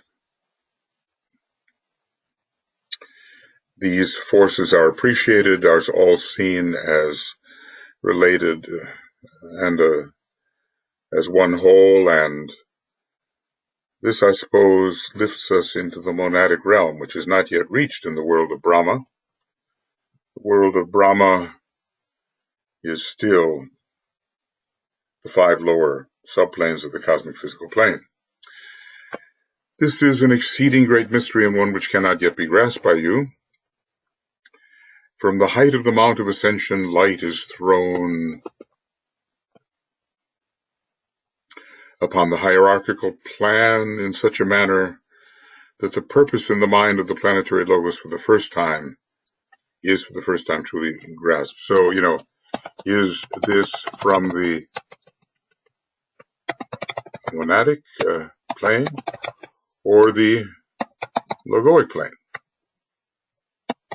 or both? Sometimes it seems like if Christ ascended to the right hand of God, that's God, the planetary logos, or God is Sanat Kumara, and that's the logoic plane. On the other hand, he says the true name, or, well, one of the ways of understanding the true ascension is the sixth initiation. That word ascension is used in such a glamorous way, but a truly ascended master is a Chohan, at least that, either of the sixth degree or the seventh degree. Sometimes we reach too high without understanding the steps along the way and start throwing around words about which we have no real notion. But anyway, from the two esoteric planes,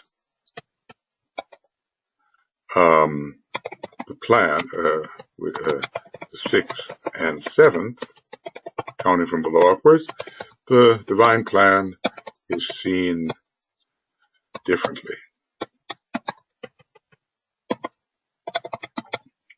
And in an expanded manner. And the purpose reflected through the atmic plane is seen, or truly grasped. So a master must have an amazing vision, but thus it is with each initiation. It widens considerably. From that height also the mystery of the human soul is revealed, and a great triangular pattern will be seen relating the human spirit to the world of forms, to the united hierarchy, and to the council chamber of the Lord. So this is a way, remember, this is the atmic plane. The atomic, let me see if I can get this. The atomic plane has for its symbol the triangle. And we're talking here we are speaking of personality, soul, triad, and monad. So the mystery of the human soul, he says, well, we cannot solve the mystery of the solar angel, not yet. But from that height also the mystery of the human soul is revealed, and a great triangular pattern will be seen relating, what can we say, relating humanity, hierarchy, and Shambhala. Upon this I may not here enlarge, for we must not diverge too far from our study.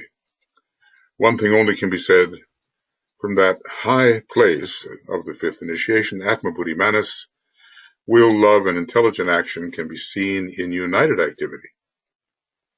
And the theory of an existing plan and the belief in the three divine aspects, or the trinity of energy, is factually demonstrated. So this is seeing the spiritual triad work in unison as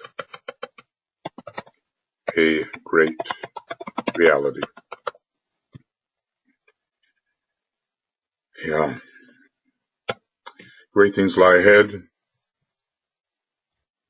and we are confined to the dark room, as it's called, the darkened chamber of the ordinary senses. But the awakening comes to all of us eventually, and we will rise into greater consciousness and usefulness. So into the light goes the fifth degree initiate, into a revelation. The human soul is revealed, and its mystery and its relationship to hierarchy and Shambhala and personality, humanity.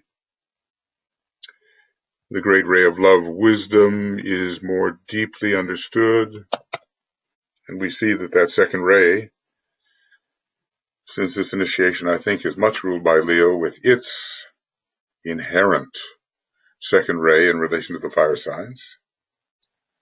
That second ray is understood in a deeper manner. And the three worlds are now viewed from the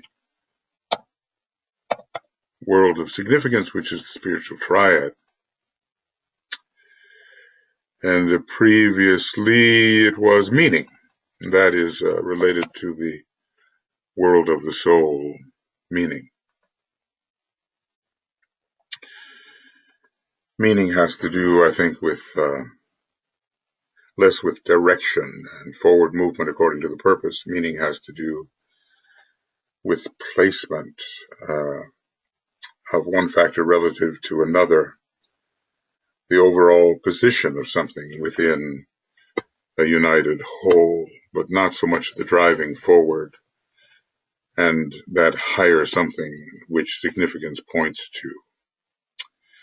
The first ray of will or power is distinguished by the highest known divine quality. There are others still higher. In the word goodwill, the secret purpose of the planetary logos is hidden. Well, love and action, right? And we can relate that to the rays of the planetary logos, can't we? Right? So, goodwill is love in action, a combination of the second ray soul of the planetary logos and its third ray personality. Love in action. Right now we have plenty of action, and love is trying to work its way through. There are very high aspects of the will. I think the will to good is a high one, but I sometimes think with justification that the will to be is even higher aspect of the will. So this fits in terms of the rays of the planetary logos. Goodwill is love in action, a combination of the second ray soul of the planetary logos and its third ray personality, is being slowly brought to the attention of humanity by means of the three phrases: God is love, goodwill, the will to good. God is love, second aspect. The will to good, more the first aspect, but still something of the second aspect, because there's a great inclusiveness in the idea of the good. Jupiterian factor. After all, Jupiter does rule the monadic plane in Virgo, but Jupiter's a great second-ray planet from one perspective.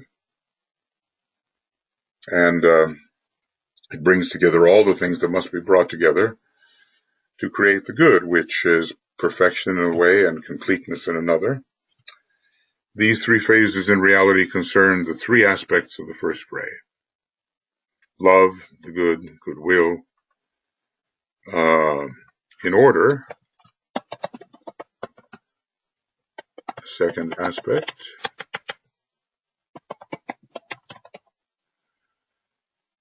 third aspect, and then the first aspect. But I really sometimes think, as I said, that the will to be related more, in a sense, to my mind, with Aries, although the will to create is there. When it comes to Aries, Leo, and Capricorn, we have the will to create, we have the will to fulfillment in Leo, we have the will which conquers death in Capricorn, but there's something about that emergence, sacrificial emergence out of the infinite into the finite, the will to be. Now, in a way, being is something you don't have to take care of, it is forever. But the will to be in limitation, which is a great sacrificial act, this is what the will to be refers to, in my mind. So he says there are other and higher aspects of the will. He does not talk about them. But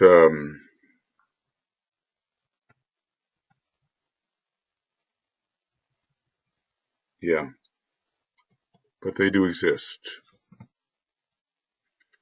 They do exist.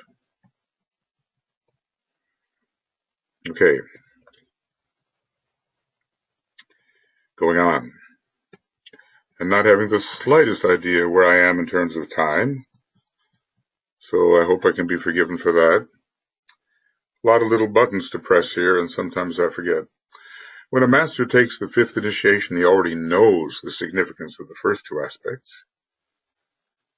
Goodwill, the will, God is love, and goodwill. What do I mean? I think I mean the action and love, and must become consciously aware of the highest aspect, the will to good. So he's becoming, the good, in this case, the good relates to the divine plan and the divine purpose. Oop.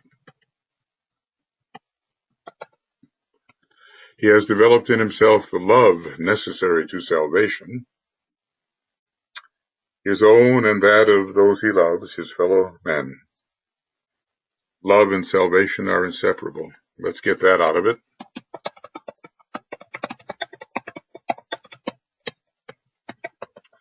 All his actions and his thinking are qualified by goodwill.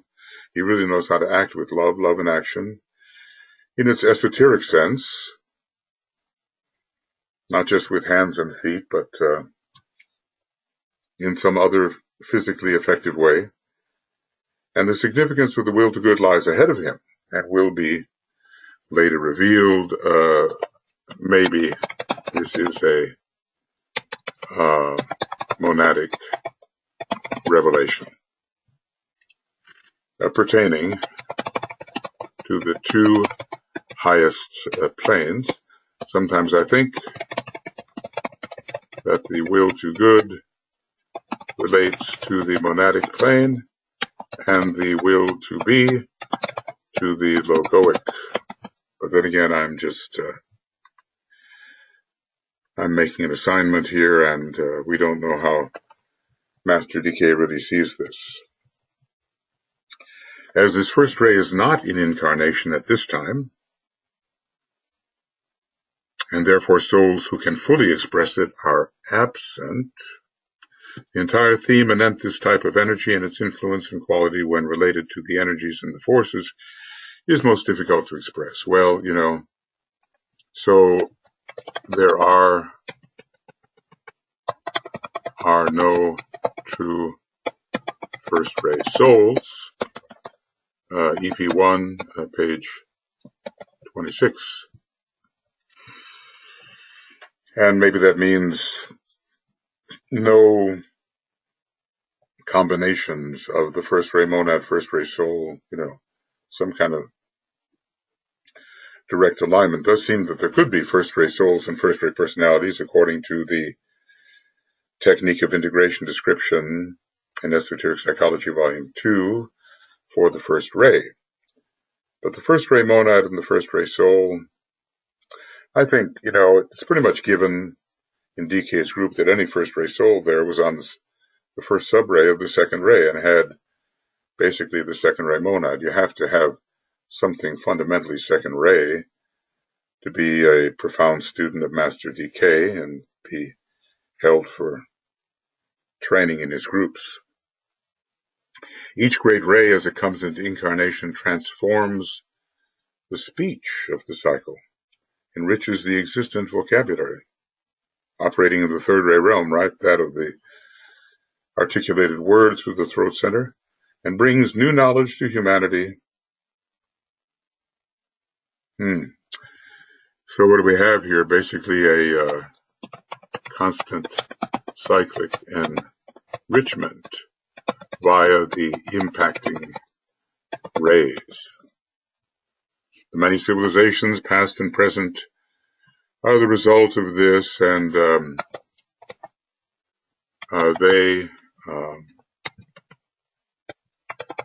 are building their nature, always from the past. Some legacy remains, even from Atlantis. And we say, well, those civilizations were destroyed, and so was Lemuria, but something was just built into the experience of the causal bodies of those concerned, and it's not like there's no relation between the earlier civilizations and those that followed it. We have built up those capacities. They are inherent within us, and the civilizations being in a way a reflection of our mind and causal body are progressive. That doesn't mean that all civilizations are necessarily as high as the ones that preceded that, but they have something built into them from the previous civilization. So, I would ask you to consider the relation of the fifth initiation, the fifth ray of science, and the first ray of will. Well, I brought that to our attention because there's a numerological resonance between the fifth initiation and the fifth ray and the fifth sign, Leo, for there lies the key to the revelation according to the initiate master, the great ray lord of maximal luminescence. Luminescence at this time is the fifth ray lord. Well, let's see if I can do that. So, fifth ray lord. Always I discover little abbreviations I haven't made. But DK may give us the general outline of the rays involved, but then he comes back and brings in associated rays. And given that Leo is the fifth sign and the sign of kingship, whose not only symbol but expression is the sun, our solar logos, it is a foregone conclusion, I think, that Leo is involved with this revelation being a great symbol of light, Leo, the will to illumine, and the sun, the great source of illumination for us. All these are associated entities and energies, and so we have to sort of use our own associative sense to see what else besides that which Master DK has given as the major points, what other points are associated. As you can see, we are venturing into realms far beyond your comprehension, maybe not beyond his, but the effort to grasp the unattainable and to exercise the mind along the line of abstract thought is ever of value. And I guess, I have to say that one of the things I'm trying to do, faultily of course, is to help us exercise the abstract mind and to think of things and structures and relationships which we cannot possibly reach at this time factually, but which we can intelligently speculate upon and strengthen our ability to intuitively apprehend higher structures which one day we will ascertain, or ascertain the reality thereof. It must be remembered, therefore, and I reiterate, that the revelation accorded to the disciple initiate is a long, and he's calling a master a disciple. Okay, a master is a disciple initiate. Is along the line of the first ray of Buddha power, and that is a ray which is yet a long way from full manifestation. Why is that? Our solar logos working upon the consciousness aspect and the second ray occultly repels the full penetration of the first ray into our solar system. That's found in one of the sections of the old commentary. Interesting. From one angle, it is of course always in manifestation, for it is the ray that holds the planet and all that is upon it in one coherent manifesting whole. The monad does this, and we have a first ray monad,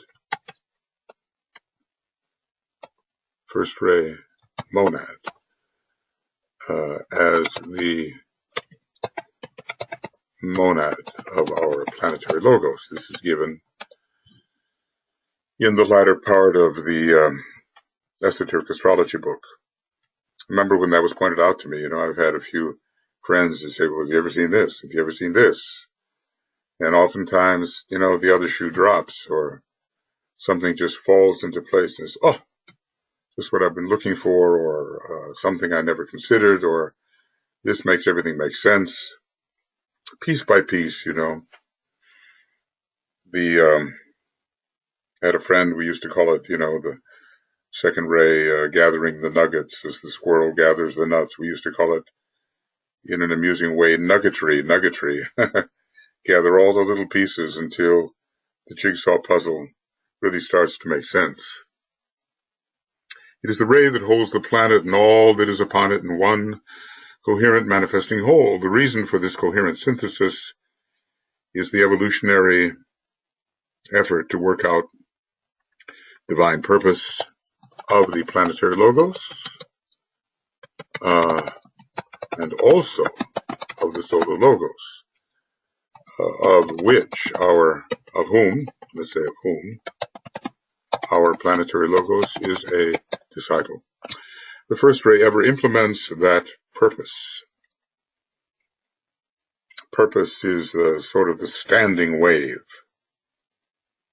the same at the beginning as at the end, from which the plan emerges in time and space. From another angle, it is cyclic in its manifestation, every 1, 10, 100, 1,000, 10,000, 100,000 million, whatever, years. That first ray is cyclic in its manifestation. Here I mean from the angle of recognized manifestation, and such is the case at this time. The first ray ashram is very active in the externalization. How shall I do this? EXTT. So let me do that. EXTT. I'll call this externalization. Externalization from the point of view of the externalization process. Master Maria, Master Hilarion, Master DK, KH, Master R, those are masters who are bringing their ashrams into real effectiveness in terms of the first stages of the externalization, and all of the masters, of course, will have to cooperate. You kind of wonder, though, when the sixth ray master will come back with his ashram into effective service. Sixth ray is going out for how long, the year 15, 150, 1500, 15,000. Those are all words related to the term of duration of the cycles of the sixth ray. I have to thank the rayologist Stephen Pugh for making a good case about this. And actually, DK really hints at it when he talks about the subcycles of the recent sixth ray manifestations being 150 years, and then he goes through the sub-rays, which those 150-year subcycles represented. Sometimes the truth is just there staring you in the face, but it takes a particular disciple to notice it, and then hopefully he spreads it among the other disciples. So that was a little bit about the fifth initiation, and we're going to look at Ray 1, the effect of Ray 1 on humanity today. Owing to extraplanetary stimulation, I guess we had to say the avatar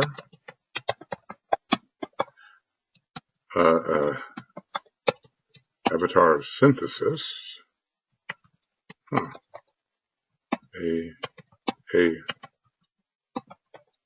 Well, I better do it this way. AVOS. I'll do it the right way. And excuse my taking a little time here. But in the last analysis, it does help,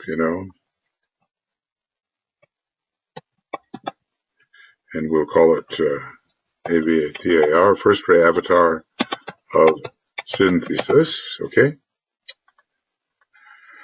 So the avatar of synthesis, giving a first ray stimulation, surrounding the Christ, using the first ray there, along with the Spirit of Peace second ray and the Buddha third ray, monadically, owing to extraplanetary stimulation to the immediate planetary crisis, a fourth initiation of a kind, and to the present invocative cry of humanity, the fourth kingdom reaching out, energy from Shambhala has been permitted to play upon the center, which is called the race of men, and has produced two potent results. So you kind of wonder, why? Let's just say, oh, no, we've got to be careful now because okay. You say, why the Shambhala impacts now? Why now? And DK has given us some reasons here. Of course, cyclically, the time may be right with the ending of the 250,000-year period and the age of Aquarius coming in and the change of kingdoms for many human beings from the fourth to the fifth. But other things are involved here too. An initiation our planetary logos is taking, humanity becoming invocative, maybe consciously for the first time, at least in some of its representatives. And the first center and the third center have thus been connected, there had to be an invocation, but the Lord of the world allowed then the energy of Shambhala to play upon the human center, 1825. Well, kind of wonder about the Great War, although the next one given is 1975, then the year 2000. So those are the dates actually given, those 3 dates, but you have to wonder about the period of the Great War, or some kind of shambolic energy was released, maybe not officially what we call an impact. So 2 potent results. First, the World War was precipitated. Well, was that from the 1825 impact? So was this from the 1825 impact, or the Great Decision of 1903?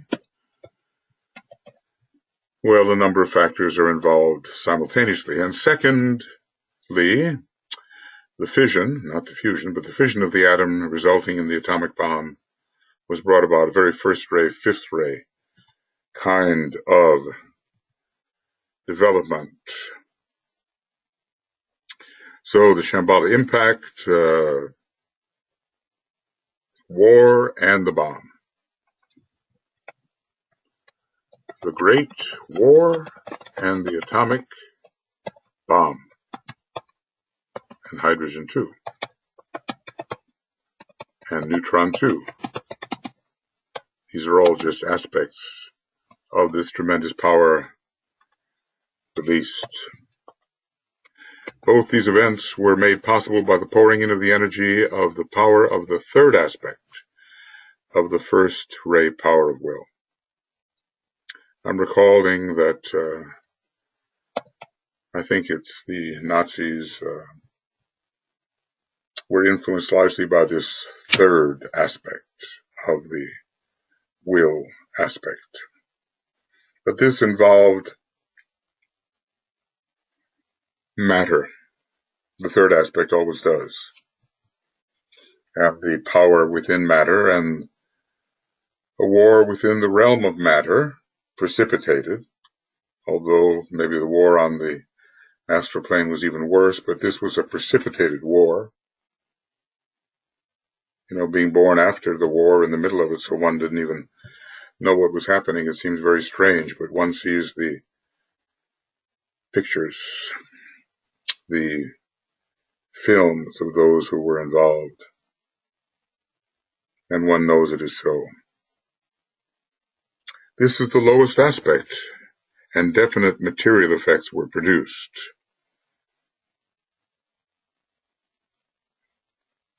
The destroyer aspect was therefore the first aspect to take effect. So destruction is related to the third aspect of the first ray.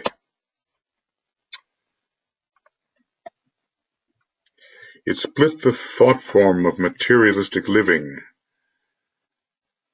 which was governing humanity everywhere upon the mental plane, materialistic living upon the mental plane, and at the same time it produced a great agent of destruction upon the physical plane. Materialism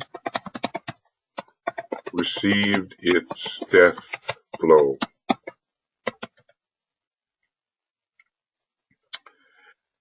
Some have not taken this into their thought yet, but underlying all that humanity does is the realization that matter is energy. And maybe before the release of the formula, Einstein's release of it, that really wasn't realized except by occultists. It was momentous. Of course, those who were preparing the bomb knew this, but then when it is dropped on Hiroshima and Nagasaki and decay, much to the horror and shock of many, calls it a great spiritual event, but I think he's looking in the long term. It's not about the suffering of the form, which is definitely there, but it's about what it means for the liberation of human thought. So, materialism cannot now be ongoingly successful.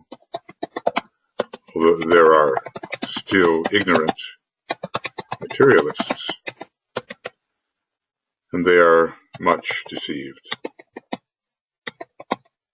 And we can notice who they are.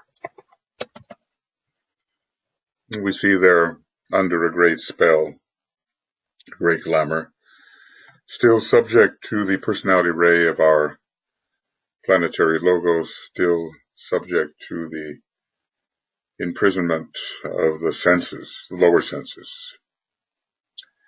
But from a fundamental point of view, and among the better thinkers, and even subconsciously among the masses of people, we know that matter can be turned into energy if the proper formula is applied and the proper technology. So we're no longer so trapped in that which the outer senses reveal. We know it to be essentially unreal, and before it was very presumed to be real. It takes you back to Roman times when Democritus conceived of atoms as spherical, like billiard balls, and now we have an entirely different energy estimation of what the atom really is. So our thoughts are constantly being refined. Thus was the new era ushered in, as we want to say, through a combination of the first ray and fifth ray. And obviously the fifth initiation, using the first ray and being the fifth, was involved here. I would think that given the developments of the times, that not only are many initiates of the fifth degree needed, but they will be made. Thus was the new era ushered in. Thus was the stage set for a better future. And the DK has to think in terms of the future. The form will always suffer. It's the unreal part of us, and obviously values have to be weighed up, and the masters are always trying to avoid the suffering of humanity if it can be avoided. But then again, it seems to be so revelatory, and then perhaps in line with the karma of many nations, the way that the United States and Japan are related. We still have to see whether, and I hope not, that the United States will become the target of nuclear explosions. So this was the intent and purpose of those who composed the council chamber of the Lord on the highest, on the logoic plane, and maybe on its relatively highest levels. It rests with humanity itself to take advantage of that proffered opportunity which this destructive manifestation made possible. Well, one has to have destruction, otherwise realization and expression of the archetype will never occur. The archetype is occluded, the archetype is veiled. The archetype, which is the divine purpose, is hidden due to our early type of understanding or misunderstanding. And as much as we hate the process of things taken out of our grasp and the detachment from things with which we identified, we wake up and say, oh my goodness, through my limited perception, I was confining myself to prison, and I didn't know it. So we have to go through that pain of detachment only to realize that much better has lay ahead for us. Shambhala, having acted in this manner, with its impacts and its carefully calibrated touches, the power that touches and then withdraws, the first name of the first ray Lord, it is nevertheless the hierarchy which will bring into expression a measure of the second aspect of the first ray of will and power, and it is for this that the hierarchy is preparing. Well, Shambhala can inaugurate the destruction, but hierarchy is the form building aspect, the second ray. And it is hierarchy that is externalizing. One day it will be Shambhala. And the great Lord will, the greatest Lord of our planet, will walk among us. But whether we are to expect this before the seventh scheme round, I don't know. Obviously, Sanat Kumara has his etheric presentation, but in a way, his etheric presentation is on the highest of the four ethers, and yet there are many references which seem to say that he can put in an appearance on what we normally call the etheric plane, and that the White Island in the Gobi Desert is an outpost of Shambhala, and the Lord of the world can there be found. You kind of wonder, when various psychics say, okay, well, X, Y, and Z went with me at night, and we went to visit Sanat Kumara and so forth. How that can be so when you can't even see the greatest of the Lords face to face until the fifth initiation. So things get exaggerated, and the psychic realm presents its revelations, but they may not be entirely accurate. It is for this event that the Christ is fitting himself to be the distributing agent and the directing factor. With the concentrated assistance of the united hierarchy, it is this that will begin to manifest when he appears, the second aspect of the first ray. So the Christ is trained in the will now. Christ is much more trained in the divine will than heretofore trained.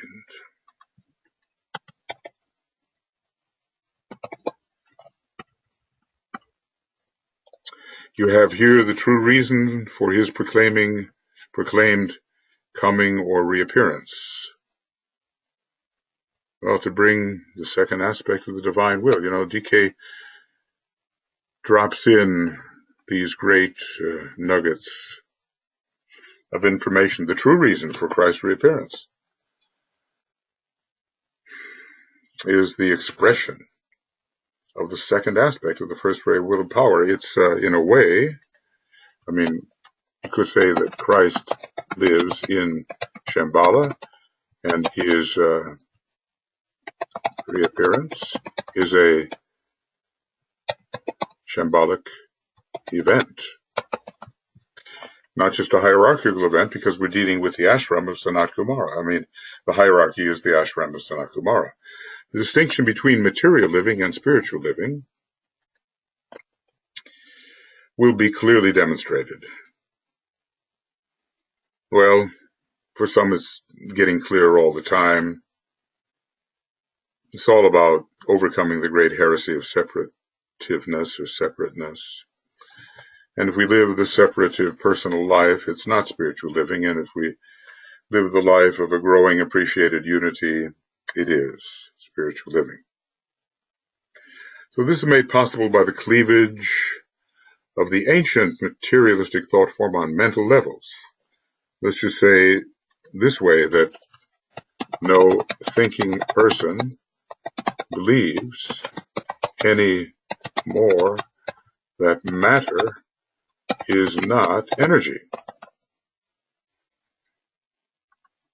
We've seen it. We've seen the conversion of matter into energy and the tremendous energies locked in matter. We've seen it over and over again, whether through those explosions that were tested, or perhaps there are also, I suspect there are pictures of the dramatic events in Hiroshima and Nagasaki. Well, it's said that if an invasion of Japan at that time were attempted, the casualties would number 1 million casualties, and the United States forces would number 1 million. So you can understand, it's interesting that it fell to Truman to make that decision and not to Roosevelt, even though under Roosevelt the development was occurring. I suppose it's the karma of the situation. What would we have decided in a similar position? Obviously, the occult consideration was not there. It was a question of lives. And whose lives? So the Axis powers were driven back, and the door where evil dwells was left partially unsealed, we're told. But basically, the Black Lodge was driven back in a most dramatic manner. That doesn't mean they won't show up again in other ways. And very dramatic standoffs lie ahead. Greater battles around the time of the Judgment Day, but then we're talking millions of years ahead. So I suspect that for the era of peace, which we will have coming, when Satan is bound for 1,000 years symbolically, the presence of the Black Lodge will be driven off the etheric planes, where they can be materially effective. That's what we're told to do in that meditation given in Rule 10 for disciples and initiates, drive them back onto the astral plane. I don't know if we can do much more than that. And as far as the cosmic evil goes, it resides on the cosmic astral plane, and we can do nothing about that. So the ancient materialistic thought form on mental levels was broken. The reorientation of human thinking, as this fact is grasped, but not fully when this was written, not fully even now, or especially when this was written, will have its first results upon emotional levels through the expression of human goodwill. Isn't that interesting? There's a kind of a equivalence between matter and energy, and it'll work out as human goodwill. This is the lowest aspect of the second ray of love wisdom, the third aspect in a way, implemented and strengthened by the second aspect of the first ray of will, synthesis, and in some ways the will to good, which the Christ will bring, and which is an important reason, if not the most important reason for his reappearance.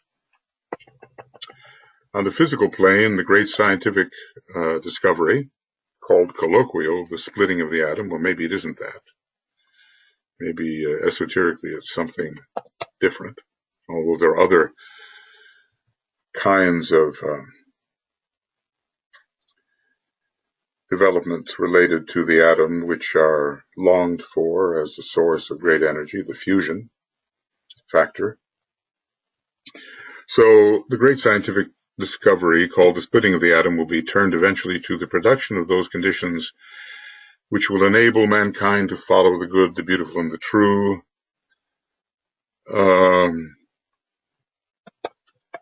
without the onerous demands of material living. Well, just, I sometimes think, look at how it was in the earlier days with no washing machines. Everything, you take it down to the river, beat it, hit it, get the dirt out, the life of a woman, especially in those days, a slave to material conditions, unless, of course, you were from the wealthier classes and you had servants to do the very same thing. Now the washing machine, the dryer, you know, labor-saving devices. The dishwasher in so many homes, central heating, not just chopping wood, bringing the fire. The fifth ray is making its tremendous technological contribution. Amazing. And our time is liberated so that we can follow what it is the soul truly wants, the good, the beautiful, and the true. This men will be able to do, freed from the dread presence of purely materialistic thinking. Well, our desires will change dramatically, and we will want that which is not strictly material. We will not pad our penthouses with gold. We will not be King Midas. The Midas touch. Interestingly, there's said to be a planet out there. Well, it's called Midas, and maybe it has to do with making fortunes and having the Midas touch. Obviously, when dealing with the planetary god, it's got to be a lot more than the feeble interpretations that a human being will assign to the expression of a great deity. But, you know, the love of gold, Master Moria warned against it. The air will be thick with gold. Gold will choke off the breathing. When will that happen? Did it happen? Is it happening? With the withering of the law and the degeneration of the vision which kept so many people going, one can imagine that the lesser values will emerge at the same time that the greater values are emerging and fighting against the stultifying expression of these lesser elemental values. So the dread presence of materialistic thinking. Wow, you know, he said, I have a horror of glamour, and so does Alice Bailey. We both have a horror of glamour, and it may be a long time since I have fallen victim to it, and a somewhat shorter time that Alice Bailey has fallen victim, but we both have a horror of it. The dread presence. DK is not one to use words in a casual manner. The dread presence of materialistic thinking. It's non-penetrative, it's non-discerning, it's just taking things at face value. It's thinking that that which is presented to consciousness is real, when it's simply a construct of consciousness, as Immanuel Kant would say. This is no idle vision or vague dream. Many scientists today, and particularly those who love their fellow man, I guess who have the second petal of the egoic lotus opening at last, as the scientific type often does not, are not only visioning the non-destructive aspect of atomic energy, but are already engaged in harnessing for the good of humanity some of its products and its radioactive properties. Well, you know, there is danger in this with ill-constructed atomic energy plants, and they get old, and, you know, what are we going to do with our radioactivity? We're going to kick it like a can down the road and say, okay, I won't be around, so someone in the future will have to handle it. But maybe we will have the methods, actually, of neutralizing that radioactivity. One has to hope so. Cast into the ocean at this time are great chambers. Are they made of cement? What are they made of? They contain the most toxic kind of radioactive materials. And where do we put them? In the ocean, source of life. We need guidance. We human beings are not very foresightful. And if some are, then the rest resist because they want to hold on to the ongoingness of their present life and what gives them happiness at the moment. Curiously enough, it is the wise, controlled use of the results of this scientific adventure in connection with the atomic bomb, which will eventually bring about a specific revelation of the nature of certain forces in relation to light. Okay, more revelation, and maybe safer. I mean, we do have the laser. Now we see and laser weaponry. I just saw one of these anti-drone laser guns. It's always used destructively first, I'm afraid. This event will transform world thinking and lead to a new type of transmutative process as far as man is concerned. So the quality of matter will be uplifted in the seventh ray age. And we need this very much. It's a transmutative ray. It rules transmutation, transformation, transfiguration, translation, transubstantiation. I mean, different transes. But transmutation is first, and the seventh ray is much connected with it, and the etheric body will have a tremendous transmutative effect upon the dense physical body once we've learned how to relate the two scientifically properly. It must not be inferred from the above that humanity as a whole will be taking the fifth initiation, for such is not the case. Not anytime soon, because already DK has said, look, in the fifth round, some of those who come from the moon chain will finally be on the path. You know, it's a rather slow process. So you realize that even many moon chain human beings are not even yet on the path, although some earth chain humanity are, and even members of the hierarchy. So the time equation is very much in our hands, if we could but realize it. Many advanced souls, perhaps amounting to many thousands, may and will take this initiation. That's the reference that I have extracted earlier. Many advanced souls, they are triads, perhaps amounting to many thousands, will take this initiation before long. But the masses of men everywhere, constituting the sum total of the world disciple, will eventually take either the first or second. So, in a way, watch for fifth, while the first and second are being taken in a more mass sense. That's quite an incentive to forge ahead. We do know that speed occurs, page 84 and 85 of Initiation Human and Solar, in relation to second, third, fourth initiations, and that the fourth and fifth can be taken in the same life. The implication is that the second, third, fourth, and fifth, strange as it may seem, can be taken in the same life. And you kind of wonder, you know, you look at Milarepa, the great yogi saint of Tibet. It does seem that he did that. I was so astonished by the kind of progress that it was possible to make, given the proper will. I think I was depressed for a whole day.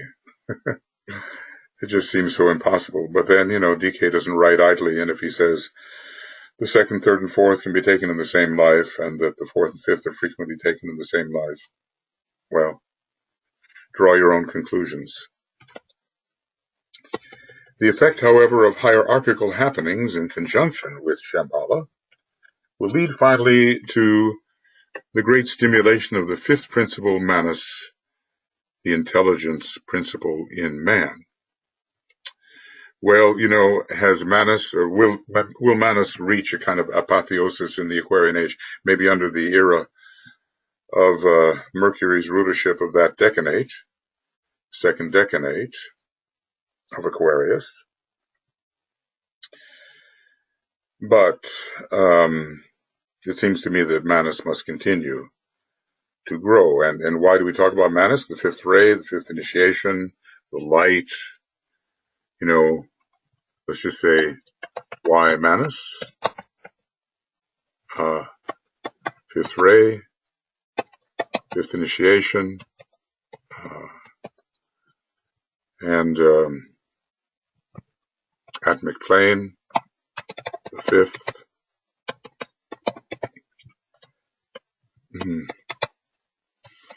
So, fifth ray Lord. Well, all kinds of fives come together here. And, of course, solid membership in the fifth kingdom. A revelation which is not perceived, which remains unrelated and unexpressed, is of no true service to mankind, except from the purely subjective standpoint. So every growth in consciousness must be constructively expressed.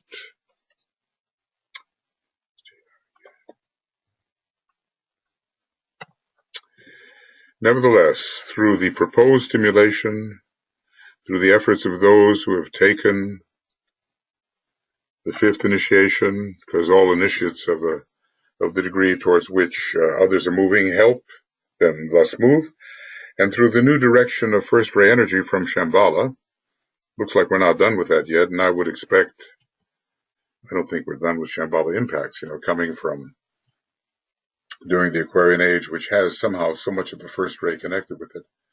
There's a constellation hidden there. Is it behind Polaris? I think it has a lot of first ray connected with it. I have to restudy that. But through the efforts of those who will take the fifth initiation and have taken it, and through the new direction of first ray energy from Shambhala, the mental plane will receive such an inflow of energy that the thinking principle, the reasoning factor within humanity, will reach new heights. Sounds a lot like Mercury, a decanate, in another maybe, 800 years or so.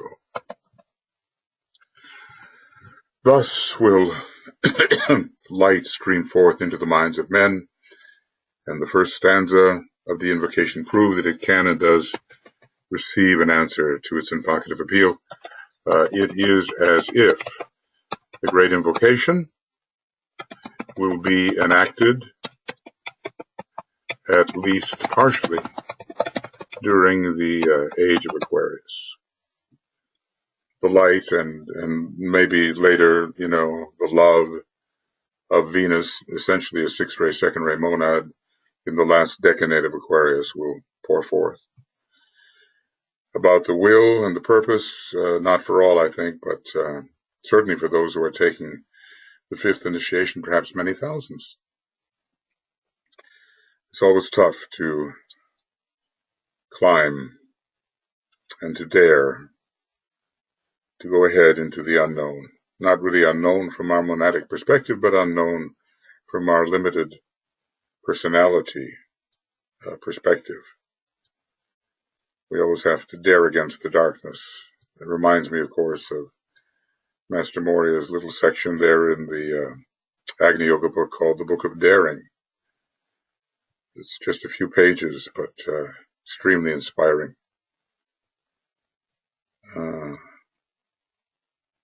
What did he say? Something like, then the least of these said to the morning stars, "Hail, brothers," and in that salutation of daring, his ego vanished.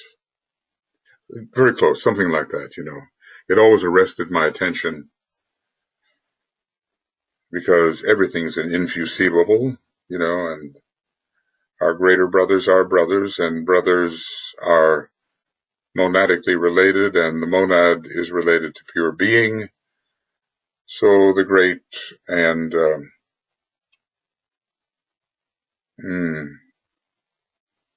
identificatorily uniting being emerges, and all things are seen as infusivables within being, the one great reality. It would be good to let your spiritual imagination look forward to the future. I guess we're doing that, aren't we? And then vision, if you can, what is the true significance of the tremendous activity of hierarchy, a center of constant dynamic inflow and outflow.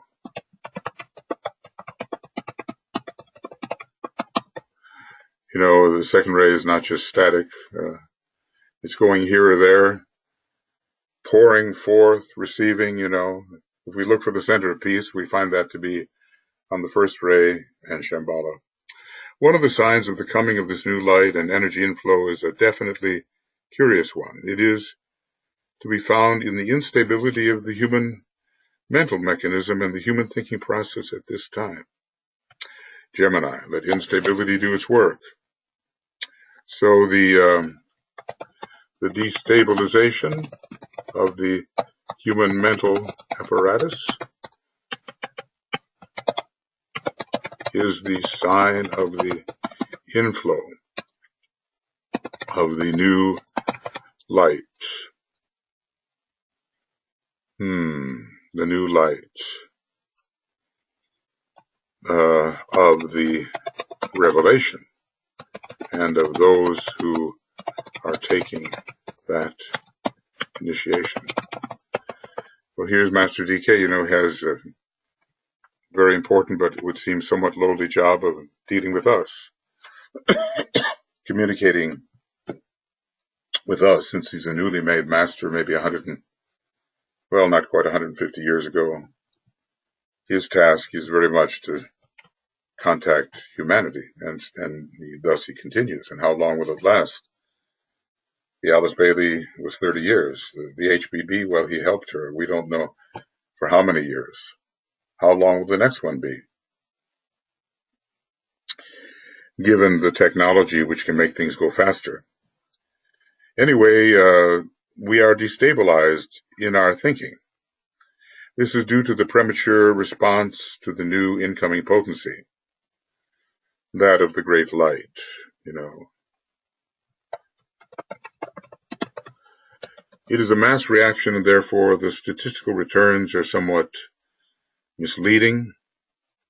It is the unready who thus react, and this entails no possible reflection upon those thus distressed, and they are to be found in all classes and nations. Let's just say little respecting the source of their mental instability, probably more noted by others than themselves. TTLE. The law of rebirth will take care of this reaction. And in the next incarnation, these same people will enter a physical body with better equipment, you know, and you might say for many, Deva Chan will do its building work. In reality, it is this energy from Shambhala in its third and destructive aspect, which is acting upon certain members of the human family and unfortunately evoking a ready response. Interesting that the third aspect should be the destructive aspect. He does talk about that difference, about how the death of a Hitler is much different from the death of a Jesus or a master of Father Damien, and I think he's connecting the third aspect of the will to the death of Hitler, the material aspect, the destructive aspect. And to those great initiates, the initiate Jesus and Father Damien mentioned in the same breath, interestingly. A different aspect is at work. I think much more the second aspect. the Buddhic energy which contributes greatly to the death of the causal body, and that's certainly not the case for Hitler and his gang, even if they had taken, some of them, the second initiation without deciding rightly thereafter. So in reality is the energy from Shambhala in its third or destructive aspect, which is acting upon certain members of the human family and unfortunately evoking a ready response. I tell you this for your encouragement. Destruction always evokes questioning the minds attuned to human welfare and in those thinkers who are apprehensive of the suffering to which their fellow man is subjected. So some suffering is just out of our control. Somewhere, I think on page 384 of one of my favorite pages, but of Cosmic Fire, he says, well, the planetary logos is going through a kind of subsidiary fourth initiation, and as far as the cells in his body, such as human beings, he goes through the initiation, and it is their task to suffer. Amazing thought. But we are pushed by the will in various directions, and due to our adhesions and our attachments, there is suffering in consciousness. We can't get out of that. And we say, well, it's my fault, But maybe not. It's just the system in which we live as it tries to move forward. Anyway, one of the most difficult things for the average thinking man to understand and to interpret is the destructive processes of what he calls, for lack of a better name, the will of God, the inscrutable will of God. God moves in a mysterious way, his wonders to perform. He plants his footsteps on the sea and rides upon the storm. It's a great old pilgrim hymn, beautiful, majestic. But what can you do when you don't know much except to acquiesce to the will of God? Acquiesce. We don't understand this, and those who sometimes try to keep humanity in ignorance also realize that you can't explain deeper things of a philosophical nature to all people. So they say, well, this is the mysterious will of God. What can we do? We have to accept it. We have to acquiesce. This is one of the results, and only one, of the purely materialistic civilization which has laid all its emphasis on the form side of experience and thus regards physical well-being and physical comfort, plus material possessions, as the true goal of human effort. And there are still such today. So the form is often destroyed, and we don't realize what the harvest may be of this destruction of the form. I mean, what do you take with you? You say you can't take it with you. Well, you can't take the materiality with you, but you can take the learning, you can take the consciousness, and what do we value most? It is upon this widespread attitude and reaction that the new incoming light will concentrate itself. As the light reveals the reality of the world of phenomena and the world of spiritual values will come into a better directed relation. It sounds like both will be used, but the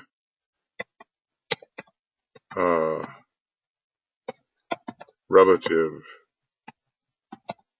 relation, RTV, okay, relative value of each will be understood. So the new light will contribute to the dematerialization of consciousness, or the etherealization of consciousness.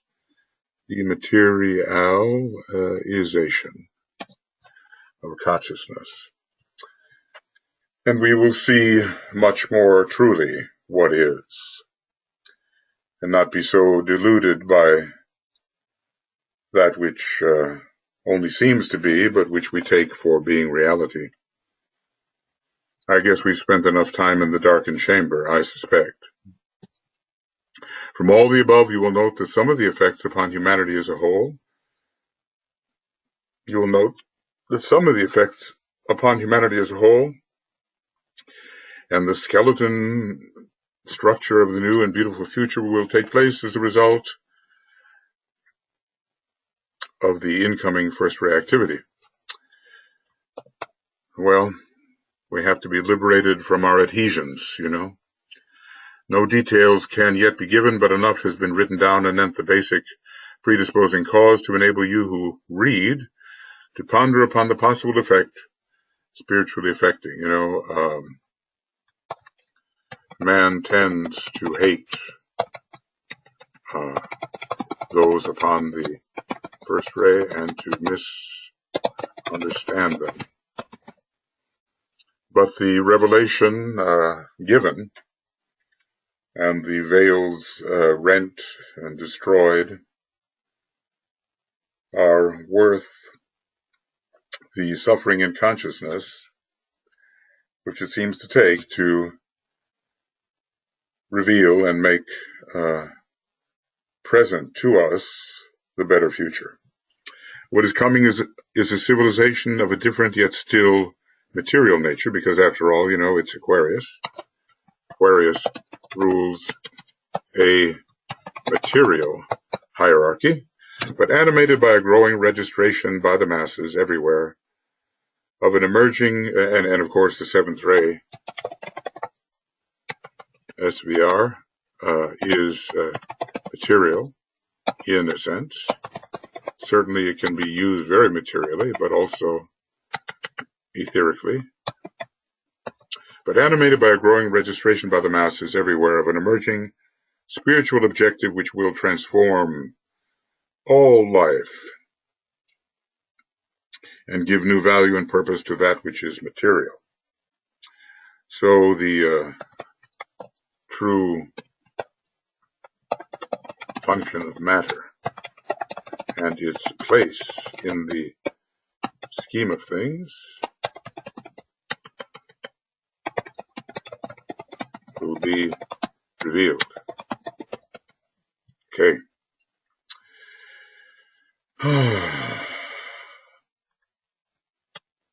I have no idea what time it is, but I'm sensing that I can't do all this and should not. I should not. It says next, we must consider what will be the effect of the first ray energy upon the individual disciple as he prepares for and undergoes the fifth initiation and keys himself up for the promised revelation, thus laying himself open to an entirely new inflow force. So this is a new subject. Preparation of the individual for the fifth initiation. Well, it's out of sight for us, but remember, thousands must take it. So I'm just going to take a risk. I have no idea how much time I've spent here because of my chronometer or my faulty attention to the chronometer. So we'll say that this is the end of Rays and Initiations webinar commentary number 89. Okay, come on, number 89. And the date is the 19th of July. And I suspect about 3 hours, but I'll correct that as we go. And beginning of Rays and Initiation webinar commentary number 90. Not to be done tonight, but when I can do it.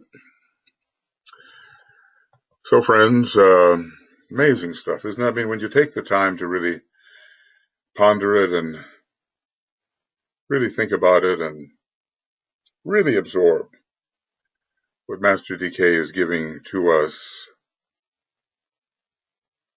what a gift, what a gift. And how foolish we would be if we did not take the time to assimilate to the best of our ability this gift from Shambhala, essentially, then from the Christ, then through Master KH, then Master DK, the light. He's directing the light, that light of the fifth initiation, right into the three worlds and making clearer our path. And lo, the face of those upon the darkened path receives that light. For them the way is not so dark. That's us. And it's not just the people we help, that's also true. Because we shed and spread the light, we are light bearers in our own manner. But here is a major light bearer offering us at least the ABCs of the wisdom of hierarchy. A great gift. A great gift. And though there seem to be so many things to do, we do not want to waste our time in idle doing, or in so much activity that we deflect via the third ray what can be revealed via the second and first. So we want to be still enough to receive, and to still the modifications of the lower nature so that we can receive what the sun reveals. Every master is a great revealer in his own way and stands for the sun and for a great source of revelation. To him, great revelation is made, and in turn he must reveal, as Master DK has done with his masterpiece, this coming out with Alice Bailey, and I suppose with HPB, and then physically also creating in the outer world. It must be frustrating at times, but they've learned patience. When I think of the potentially slow assimilation that we oftentimes demonstrate, perhaps most often demonstrate.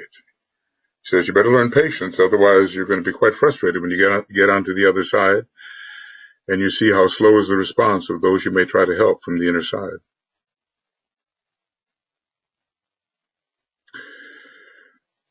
Well, we're growing into the possibilities, right? So let's forge ahead. Forge ahead. Okay. So what I'll do is turn this off and convert it so you can use it, send it to Brett. And when he is able, he'll make it available to you, and send it to the wonderful lady who's volunteered to transcribe all this. What a task. But it will help some to be able to read rather than simply to hear. I don't know which way is better, but it will cover the bases. Okay. We'll see you before long on to Rays and Initiations webinar commentary number 90. Meanwhile, here we go. All the best. Lots of love. Take care.